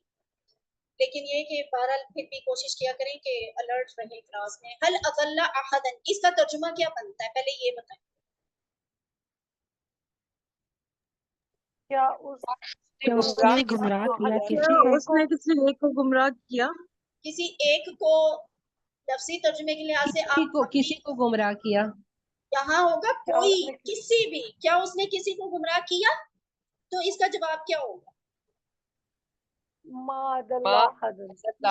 अहदन। जवाब तो वो उसी तरह से आएगा जैसे पहले आया था, बस अहदन ऐड कर देंगे। मा अदल्ला अहदन, हल अदल्लू अहदन, क्या उन सब ने किसी को गुमराह किया? मा अज़ल्लू अहदन। और अज़ललता अहदन, मा अज़ललतु अहदन। इसका क्या जवाब है? मा अज़ललना अहदन। अल्हम्दुलिल्लाह, ठीक है जी। हाँ जी, अब आपको चाबी दे रहे हैं हम मुजारे की। ये अगर वैसे मैं आपको ना भी बताती तो आपको पता चल ही जानी थी। ज़ल्ला या ज़िल्लू, वो आप QC2 वाले पे जाए, ज़ल्ला या ज़िल्लू। हम तो शुरू में हमजा लगा रहे हैं और यहाँ असलमा के ही पैटर्न पे वो वाला पैटर्न यूज करें ना। असलमा युस्लिमू था, तो ज़ल्ला या जिल्लू की बजाय यू जिल्लू हो जाएगा। देखिए कितना एक सिर्फ पेश और जबर का फर्क है। तो एक्चुअली उसमें जमीन आसमान का फर्क आ रहा है ना। आपके सामने युजिल्लू लिखा हो तो आपको ऐसे लगेगा QC2 वाला युजिल्लू, हाँ वो गुमराह हुआ, वो गुमराह, सॉरी वो गुमराह होता है या वो गुमराह करता है। हालांकि युजिल्लू जो है ना, युजिल्लू मजीद फी है, या जिल्लू सुलासी मुजर्रद है।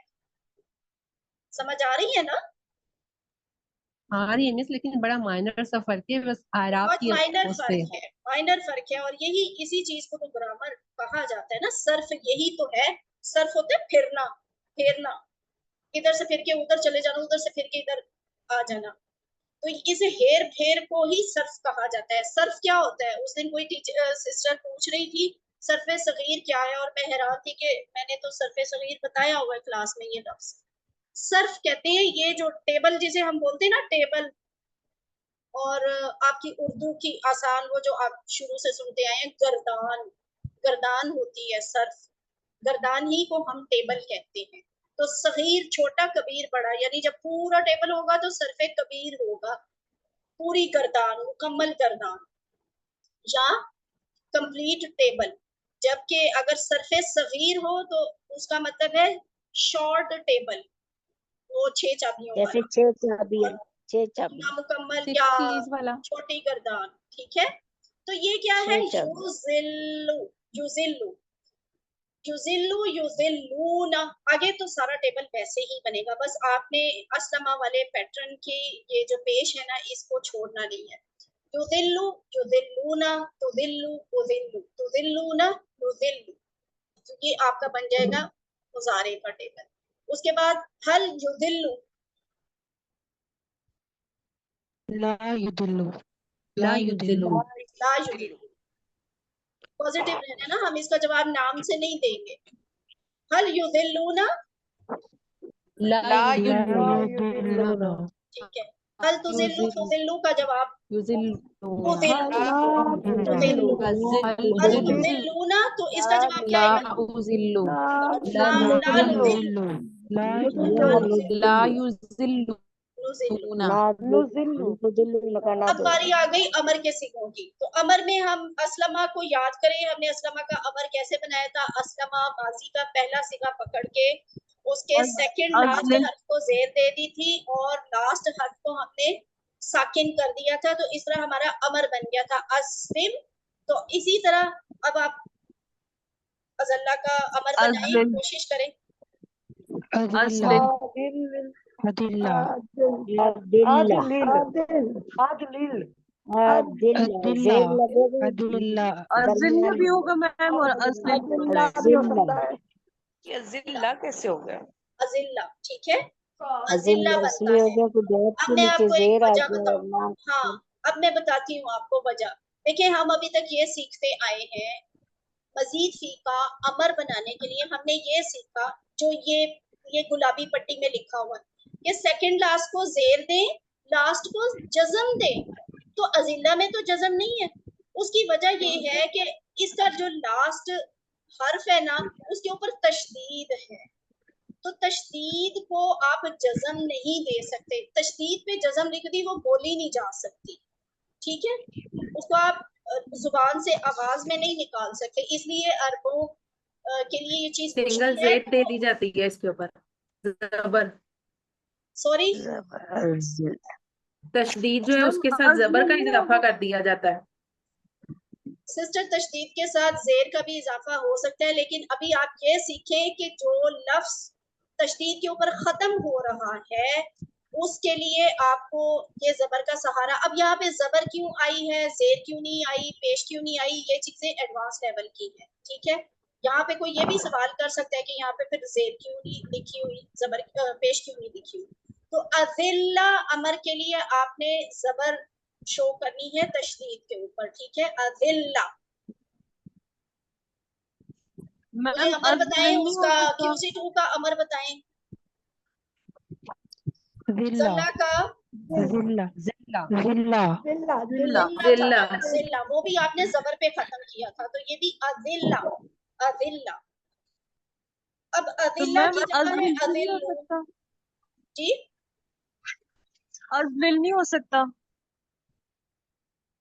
अज़लिल नहीं, ये ग्रामर में अगर आप अपनी आसानी के लिए इसको, वो जो आपको QC2 से आदत पड़ी हुई है ना, आप उसमें वो यूज तो कर सकते हैं, लेकिन आपको ये इस तरह से कुरान में लिखा हुआ नहीं नजर आएगा, ठीक है।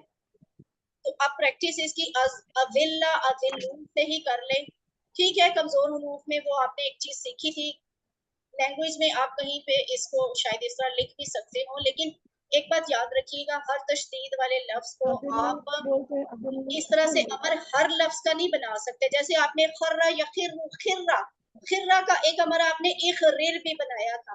जरूरी नहीं है कि इस पैटर्न पे हर एक का अमर बन जाया करे, कुछ अफाल का नहीं भी बनता। तो अज़िल्ला की प्रैक्टिस करें आप, अज़िल्ला, क्योंकि कुरान में ये इस पैटर्न पे ही लिखा जाता है, अज़िल्ला गुमराह कर, अज़िल्लू गुमराह को। अपने माइक्स ऑफ कर दें, अज़िल्लू गुमराह करो, ला तुज़िल्ला, ठीक है, ये मुजारे से उसने लिया है, ला तुज़िल्ला ला तुज़िल्लू, मत गुमराह कर मत गुमराह करो। अब इसका क्या अरबी बोलचाल है, ला तुज़िल्ला, ला उज़िल्लु ला उज़िल्लु, ठीक है। और अच्छा मुझे एक बात बताएं, यहाँ पे ला उज़िल्ला क्यों नहीं हो सकता, लाम के ऊपर जबर। सिस्टर सिद्रा नयाब ने अभी वो बात की थी ना, सिद्रा आप बताएं यहाँ पे पेश की बजाय जबर क्यों नहीं है। मैम अभी आपने बताया था कि हम पेश भी लगा सकते हैं, जबर भी, और जेर के साथ भी आ सकता है। क्या मैंने वाकई ये कहा है? नहीं, मैं मुजारे तशदीद की जो बात की थी ना हमने, मुजारे में आया है ना गुमराह करता हूँ, ये वो होगा और उज़िल्लू, मुजारे का जो आंसर है उसमें ये इसमें पेश के साथ ही आएगा। मेरी सुने, देखिए टीचर जिस स्लाइड, रेलेवेंट स्लाइड के मुतालिक जो बात कर रहा होता है ना, वो स्लाइड के मुतालिक होती है, उसको दूसरी चीजों के साथ अटैच करके ये मत समझा करें कि ये बात टीचर ने कही है। अगर आगे आप आगे भी यही बात ऐसे कोट करते हैं तो लोग कहेंगे कि केड़े उस्ताद को लोग पढ़े हो, है ना। देखिए वो जी था ठीक है। अज़िल्ला, अमर था, अमर था, अमर था। अज़िल्ला सिंगल के लिए था अज़िल्ला, ठीक है। ये है आपका अमर का जवाब जो मुजारे से के सिगे से उठा के आप लाते हैं। तो मुजारे में आपने कभी ऐसे प्रैक्टिस की है? मुजारे में आप ऐसे लिखते हैं ज़ल्ला या ज़िल्लु, ज़िल या ज़िल्ला या ज़िल्लु या तशदीद ज़िल्लाना मैम, या ज़िल। तशदीद मैम, तशदीद साकिन नहीं ना पड़ी जाएगी, तो इस वजह से इसके ऊपर पेश है। सिस्टर वो तो बात हो गई ना, मैंने तो आपसे ये पूछा है कि ये जबर क्यों नहीं है, पेश क्यों है, जबर सिंपल क्यों सा नहीं है। है? बड़ी छोटी हम सी बात है, मुजारे सिंपल की सी बोल बात रहे है। हैं। मैम आपने बताया था कि ये जो है इसका एक ही इसमें अलग सा है, इस मुदारे में इस अदल का जो है ये डबल है ना, तो इसमें इसके मुदारे में शुरू में भी पेश आएगा और इसके आखिर में भी पेश आएगा। बस ये बात है। आपका हाँ, मुजारे का बस पूरा जो टेबल था ना वो ऐसे बन रहा था, जैसे सिस्टर गुलनूर ने अभी आपको बताया ना, मुजारे में आपने इसका टेबल इस तरह बनाया है। आपको मुजारे का टेबल मुझे दिखाई देना चाहिए, आपको शायद भूल गया है इतनी सी देर में। ये देखें, युदिल्लु, युदिल्लूना, तुदिल्लु, उदिल्लु, तुदिल्लूना, नुदिल्लु। ये जो पेशे है ना आखिर वाली, ये आपने इसी ये तरह मुदारे याद की करनी अपनी है। आई हैं जी, इसको ठीक है। आप अपनी मर्जी से यहाँ पे जबर जेर अभी नहीं कर सकते, इसको आपने ऐसे ही याद करना है।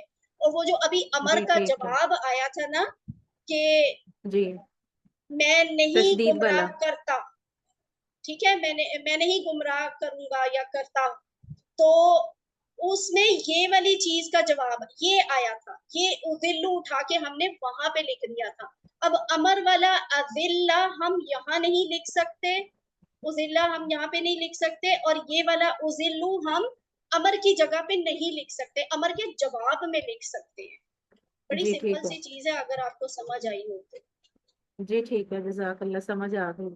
ला तुदिल्ला, ला उजिल्लु, मैं नहीं गुमराह करूंगा। ला तुदिल्लु, इसका जवाब दीजिए सब। ला नुजिल्लु। ला नुजिल्लु, ला नुजिल्लु। अब हम इसको यहाँ कर सकते हैं ना, ला नुजिल्ला, नो, नहीं मैम, नहीं कर सकते। पहले मजारे मुदारे में का एज इट इज ही आंसर उठकर आया वहां से। इस बात को आप याद रखिएगा। अस्लमा, ये जी वही ठीक है फाइल और मफूल का स्टैंडर्ड पैटर्न है, शुरू में मुंह लगाएं, सेकंड लास्ट पे जेर लगाएं तो आपका फाइल बनेगा। तो और ये भी उसी तरह के मुंह लगाएं और सेकंड लास्ट पर जबर लगाएं तो मफूल बन जाएगा। इस पैटर्न पे अगर हम अज़ल्ला को लेके चले तो अज़ल्ला का वो शुरू में मुंह लग गया और सेकंड लास्ट पे जेर आ गई, मुज़ी, और आगे ये जो लाम पे तशदीद है, ऊपर कोई हरकत नहीं लिखी हुई, यहाँ ये चूंकि इसम है, ये इसम है तो ये चेंज हो सकती है, इसकी जबरें भी, इसकी पेशें भी, इसकी जेरें भी। और वो कौन से केसेस होंगे वो आप बाद में पढ़ेंगे, क्योंकि 5 में मुज़िल्ला, मुज़िल्लुन, ठीक है, मुज़िल्लुन भी हो सकता है, मुज़िल्लन भी हो सकता है, और मुज़िल्लिन भी हो सकता है। इसी तरह ये जो है, लेकिन ये जेर के साथ है तो ये फाइल है, मुज़िल्ला, मुज़िल्लुन, ठीक है। मैं अभी आपको पेश के साथ ही बता रही हूँ, मुज़िल्लुन, मुज़ल्लुन, तो ये फाइल बन गया और मफूल बन गया, मुज़िल्लुन, मुज़ल्लुन। उसके बाद क्या है, अस्लमा, अस्लमा के पैटर्न पे इस्लाम, इस्लाम क्या था, इसका मस्तर था, इस्लाम। मस्तर मैं अगर आपसे कहूँ कि अब आप खुद बनाएं, अदल्ला का मस्तर खुद बनाएं, तो क्या आप बना सकती हैं? इजलाल, इजलाल, ये आपको कैसे पता चला? इस्लाम के वो पैटर्न पर। इस्लाम पे। असलम के नहीं, पैटर्न पे इस्लाम तो ठीक है, एक और भी चीज है, बाप कौन सा था ये, इफ़ाल। इफ़ाल। आप इसको इफ़ाल इफ़ाल के पैटर्न पर रखेंगे, ठीक है। और अगर मैं कहूँ कि इसका मस्दर जलाला भी हो सकता है तो फिर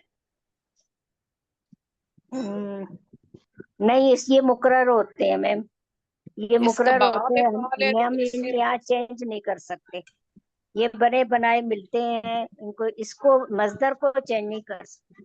हाँ जी बिल्कुल, इसका मस्दर इसके बाप के पैटर्न पे होगा, और बाप में आपने पढ़ा है इफ़ाल, इस्लाम, तो ये इज़लाल होगा, ज़लालतुन इसका मस्दर नहीं है, ज़लालतुन QC2 वाले का है, वो गुमराह हुआ वाले का मस्दर है, ठीक है, ज़लालतुन। तो ये चीजें, ये फर्क जो है आप रखें, जहन में मैंने आज की क्लास में टाइम ही इसलिए लगाया है कि मुझे कुछ बेसिक चीज़ों के बारे में डाउट हो रहा था कि कुछ लोगों के कॉन्सेप्ट्स क्लियर नहीं है, तो अब कॉन्सेप्ट क्लियर कीजिए ना। मुदिल्लुन, मुदल्लुन, इज़लालुन। मुदिल्लुन गुमराह करने वाला, मुदल्लुन जिसको गुमराह किया जाए, और इज़लालुन क्या है? गुमराह करना, गुमराह होना नहीं, गुमराह करना। इसी तरह ये इसका मुअन्नस वाला बनता है अज़ल्लत, माजी का अज़ल्लत, अज़ल्लत। और मुजारे का क्या है? तुदिल्लु, तुदिल्लु, वो औरत गुमराह करती है। अब इस सारे बाब, सॉरी, पहले ये बताएं ये क्या है सामने, क्या चीज नजर आ रही है? इस तख्ती को, इस स्लाइड को हम क्या कहते हैं? सरफे कबीर टेबल है, कल सरफे सरफे कबीर। कबीर, सरफे कबीर। और क्या कहते हैं?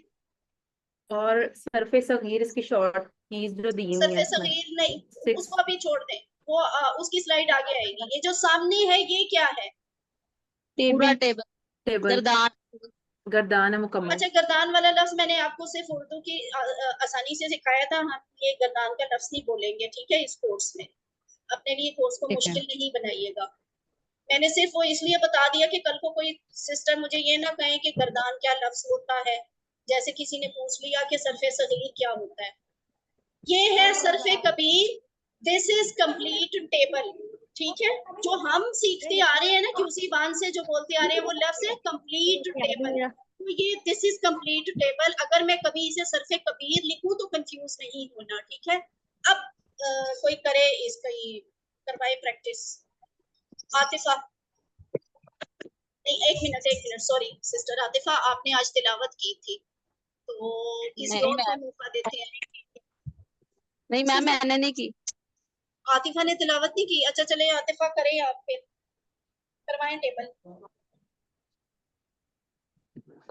अदल्ला, अदल्लू, अदललता, अदललतु, अदललतुम, अदललना, अदल्लत। युदिल्लु, युदिल्लूना, तुदिल्लु, उदिल्लु, तुदिल्लूना, नुदिल्लु, हिया तुदिल्लु।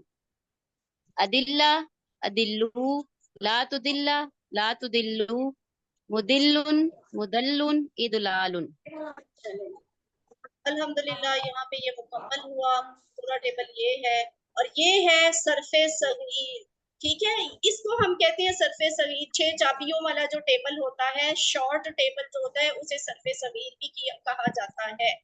तो इसमें कोई ऐसी बहुत डिफरेंट या खास बात नहीं है, इसलिए आपको वो एनसर्कल करके कुछ सिगों को नहीं स्पेशली बताया हुआ, बस जैसे एक खास पैटर्न पे अल्फाज चले आ रहे हैं, ये वैसे ही हैं। अदल्ला, युदिल्लु, अदिल्ला, मुदिल्लुन, मुज़ल्लुन, इज़लालुन, उसने गुमराह किया। सबक में दिया गया अज़ल्ला का टेबल अच्छी तरह याद कीजिए और फिर इन सवालात के जवाब दीजिए। अल्लाह गुमराह करता है किसको? काफिरों को। अब इसकी अरबी बोले,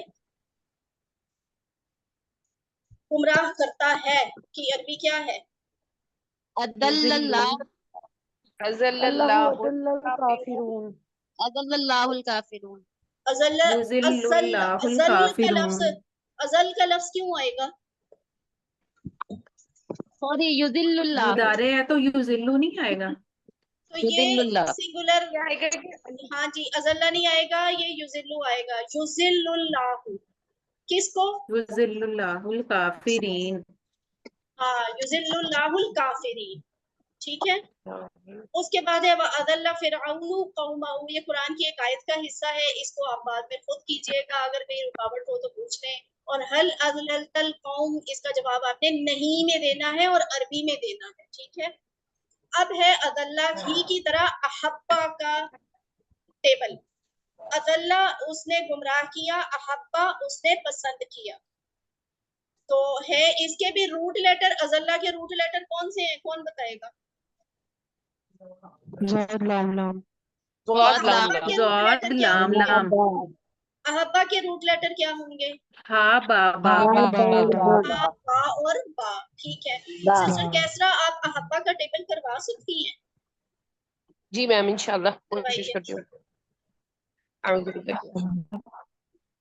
अहब्बा, अहब्बा, अहब्बू, अहबब्ता, अहबब्तु, अहबब्तुम, अहबब्ना, अहब्बत, युहिब्बु, युहिब्बूना, तुहिब्बु, उहिब्बु, तुहिब्बूना, नुहिब्बु, या तुहिब्बु, अहिब्बा, अहिब्बू, ला तुहिब्बा, ला तुहिब्बू, मुहिब्बुन, मुहब्बुन, इहबाबुन। माशाल्लाह, एक्सीलेंट। ठीक है जी, ये कोड्स हैं, इनको अच्छी तरह याद करें। कोड्स के बारे में भी 1.5 घंटे की क्लास हो गई है, लेकिन मुझे आपके बेसिक कॉन्सेप्ट्स जो है ना वो क्लियर करने हैं, इसीलिए आज मैंने उन बातों पे ज्यादा वक्त लगाया है जो मुझे लग रहा था बच्चों वाली बातें हैं। ठीक है, एक और चीज आपने गौर किया होगा कि जब हम QC 1 कर रहे थे तो हम आपको कोड इस शक्ल में बताया करते थे, याद है ना? कोई भी जैसे अमीला, अमीला लिखा होता था QC 1 में जाएं वापस, तो अमीला जब लिखा होता था तो हम उसके सामने छोटा सा कोड लिखते थे। कैसे लिखते थे, क्या लिखते थे? जैसे सीन लिखते थे, सीन लिखते थे, क्योंकि अमीला, अलीमा ये सामिया के पैटर्न में है। और अगर हम लिखते थे जाला, तो हम उसके सामने कोड किस तरह लिखते थे? फतह का फा लिखते थे, क्योंकि वो फातहा के पैटर्न पे होता है। अब आ जाए आप QC 3 में। QC 3 में जब हम कमजोर वालों की प्रैक्टिस कर रहे थे तो उस वक्त हमने कोड्स इस तरह से याद करने शुरू किए थे, वादा, तो फिर उसके सामने वा लिखा होता था। लेकिन अगर इस तरह का कोई और लफ्ज आ जाता था तो हम उसका भी कोड याद रखिए, उसका भी कोड हम वा की शक्ल में लिखते थे, वा की शक्ल में। किसी के जहन में आ रहा है कौन? मसलन और क्या था? वादा उसमें था कि आपने यहाँ पे की थी वजदा की प्रैक्टिस, तो वजदा के लिए आपने कोड यूज किया था वाओ आइन, यानी ये वादा के टेबल की तरह है। इसी तरह जब काला आपने किया तो एक लफ्ज आया था काना, काना में भी आपने कोड ये वाला यूज किया था। ज्यादा के लिए क्या था? ज्यादा के अलावा और क्या हमने ऐसा सीखा था? कादा तो कादा में कोड हम जा इस्तेमाल करते रहे, एंड सो ऑन। ठीक है, उसके बाद जब यकसा हरूफ में आ गए तो हमने ज़ुल्ला के लिए ज़ल, ज़ुन्ना के लिए ज़न और मस्सा के लिए मस। मस्सा मेरा ख्याल है शायद आपको उस वक्त नहीं करवाया गया था। एनीवे, अगर ज़ल्ला ज़न्ना किया तो ज़ल्ला की तरह और कोई लफ्ज की प्रैक्टिस की थी हमने, याद है किसी को? रद्दा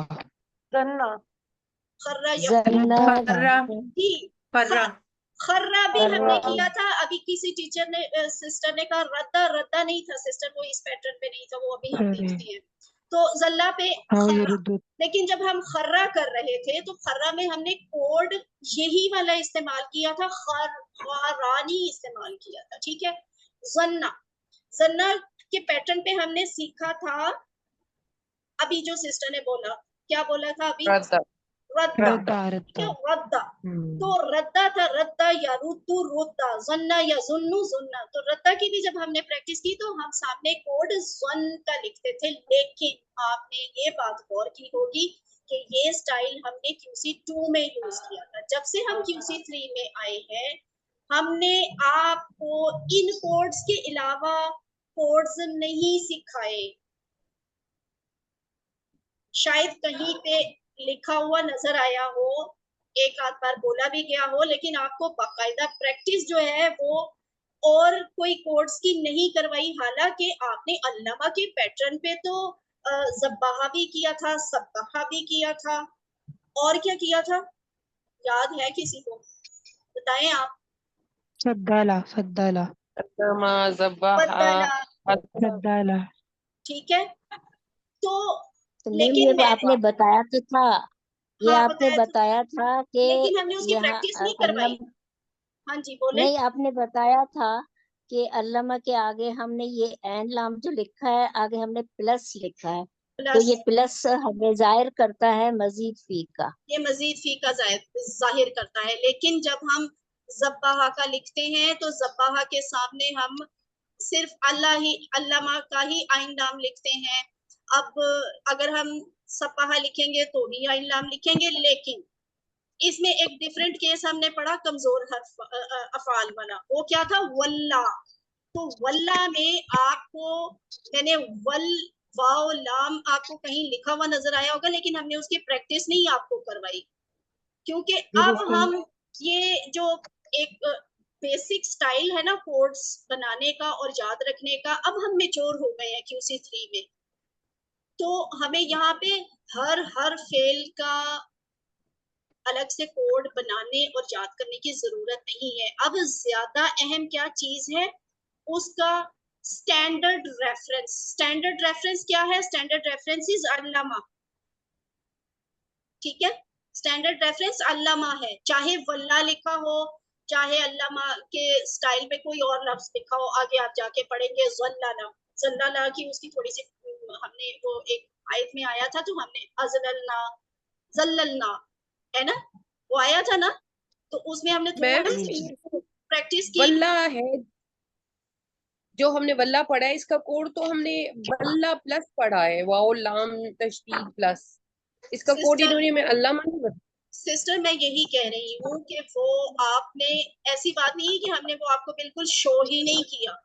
वाओलाम आपने देखा है कहीं लिखा हुआ, लेकिन उसकी आपको बाकायदा प्रैक्टिस नहीं करवाई गई, ठीक है।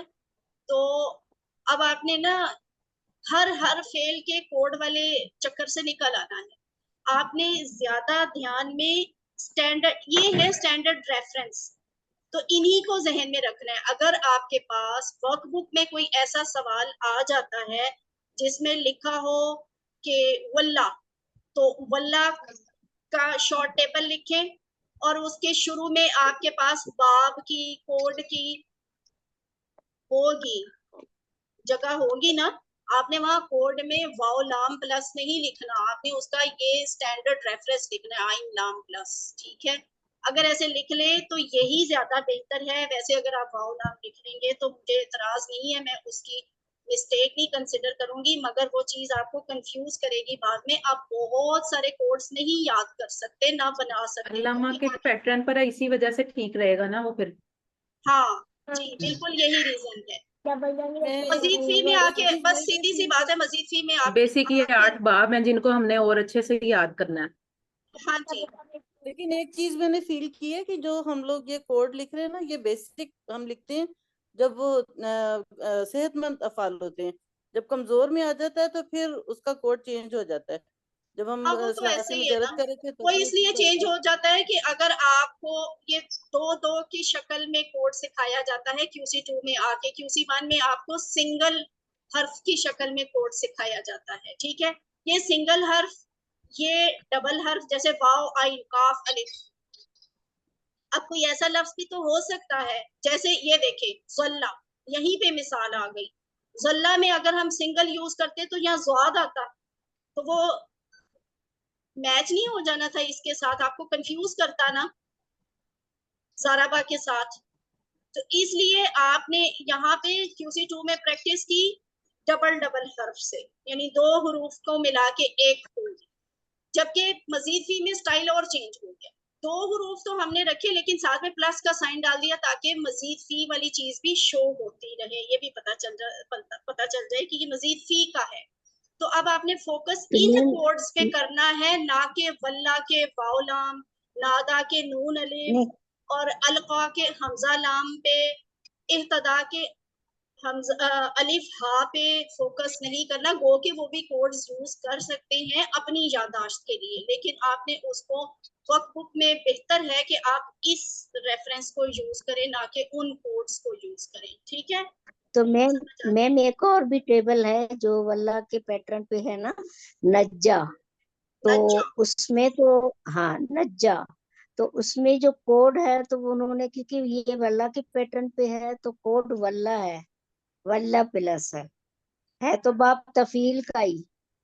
तो इन्होंने यहाँ पे जो है ये दिया है, तो क्या हम इधर एन लाम लिख सकते हैं प्लस के साथ, क्योंकि ये भी तो सिस्टर गुलनूर मैं यही कह रही हूँ, अगर आप वही वाला, अगर आपको याद रहता है, आप अब इट डिपेंड्स टू यू, मैं आपका काम आसान कर रही हूँ, लेकिन अगर आप आसान नहीं करना चाहते, अब बहुत सारे कोड्स याद करना चाहते हैं तो फिर याद कर लें, कोई हरज नहीं है, मुझे कोई एतराज नहीं, आप कोड्स के साथ करें, स्टैंडर्ड को छोड़ दें, कोड्स को करें। लेकिन अगर आपको इतने सारे कोड्स याद रहते हैं तो, क्योंकि आगे केस डिफरेंट होंगे। फॉर एग्जांपल वल्ला में आपने अल्लामा, अभी तो अल्लामा का आपने एक ही कमजोर फेल सीखा है। ये अपने माइक्स ऑफ करें, माइक्स ऑफ कर दें।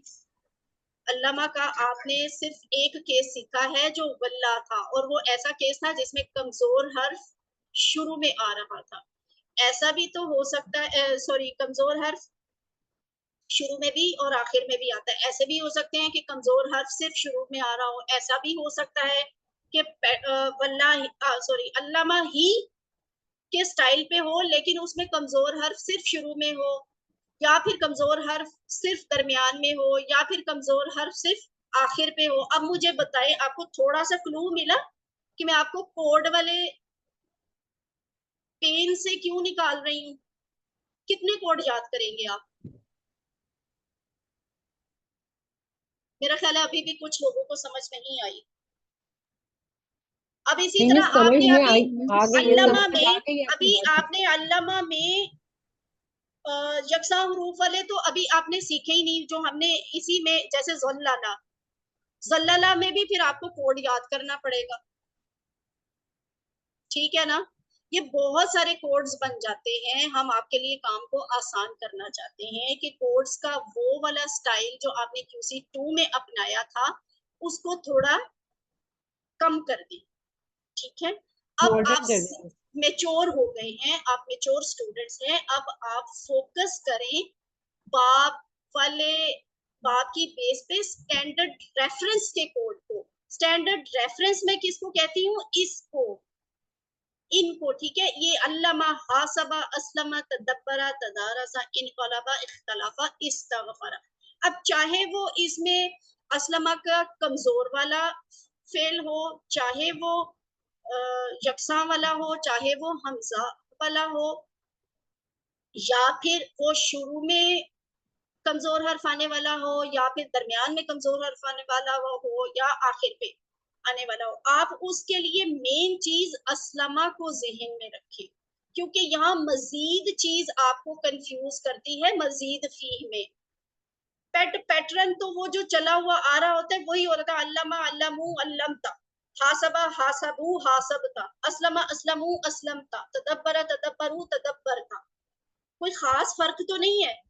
तो अगर नज्जा, युनज्जी, नादा, नादू ये आ जाए, नादा, नादऊ, तो वो कोई बहुत ज्यादा फर्क नहीं आएगा। कंफ्यूज आपको करेगा उसके मजीद फी के ज्यादा वाले हरूफ। तो बजाय इसके कि आप वो वाले कोड्स को याद करें, आप इन कोड्स पे ज्यादा फोकस रखें। और आखिरी बात ये कि ये कोड्स जो है ना, एक किसी ग्रामर का बाकायदा हिस्सा नहीं है। ये तो डॉक्टर अब्दुल अजीज अब्दुल रहीम ने आपको टेबल सिखाने और टेबल याद करवाने के लिए सिर्फ एक टूल इस्तेमाल किया है जो उनकी अपनी इजाद है, आपकी काम की आसानी के लिए। ये ग्रामर का हिस्सा नहीं है कोड, ना ग्रामर में ये आपको कहीं भी कभी भी लिखे हुए नजर आएंगे। अरबी ग्रामर की कोई किताब उठा के देखें, कोड का कोई तस्वुर ही नहीं है, कोई वजूद नहीं है। तो कोड को ग्रामर के लिहाज से मत रट्टा लगाते फिरे। इतने सारे कोड्स आप, सैकड़ों कोड्स आप नहीं याद कर सकते। जी मैम, ये बात आपकी सही है, लेकिन एक सवाल है कि अगर हमें क्वेश्चन आ जाता है कि आप लिखे नज्जा के लिए कौन सा कोड इस्तेमाल होता है, हमें ऑप्शन आते हैं अल्लाह प्लस भी आ जा, ऐन लाम प्लस आता है, और फिर हमें वाव लाम प्लस और साथ दो आते हैं, तो हम कौन सा लिखेंगे? कैसा?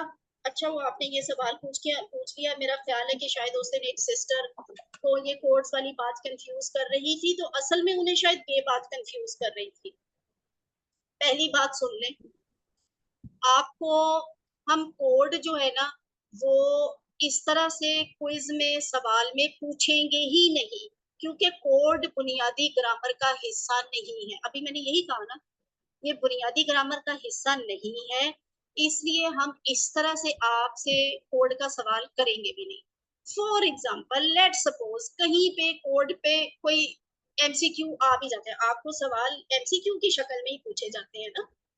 अगर एमसीक्यू की शक्ल में कोड आ भी जाता है तो आपको जो ऑप्शंस दी होंगी उन ऑप्शंस में आपने फोकस फिर किस चीज को करना है कि अगर तो वो जैसे आपने नज्जा की मिसाल दी, अब नज्जा का कोड पूछा हुआ है, अव्वल तो नहीं पूछा होगा, लेकिन अगर पूछ लिया है नीचे ऑप्शन होगी नून जीम प्लस, ठीक है, लेकिन नज्जा की मिसाल हमें नहीं देनी चाहिए ना। नज्जा की तरह हमने और कौन सा किया था मैम? वल्ला किया था ना, तो वल्ला का जो कोड लिखा जाता स्टैंडर्ड है ना रेफरेंस वो वल्ला हो वाव गया, वाउलाम।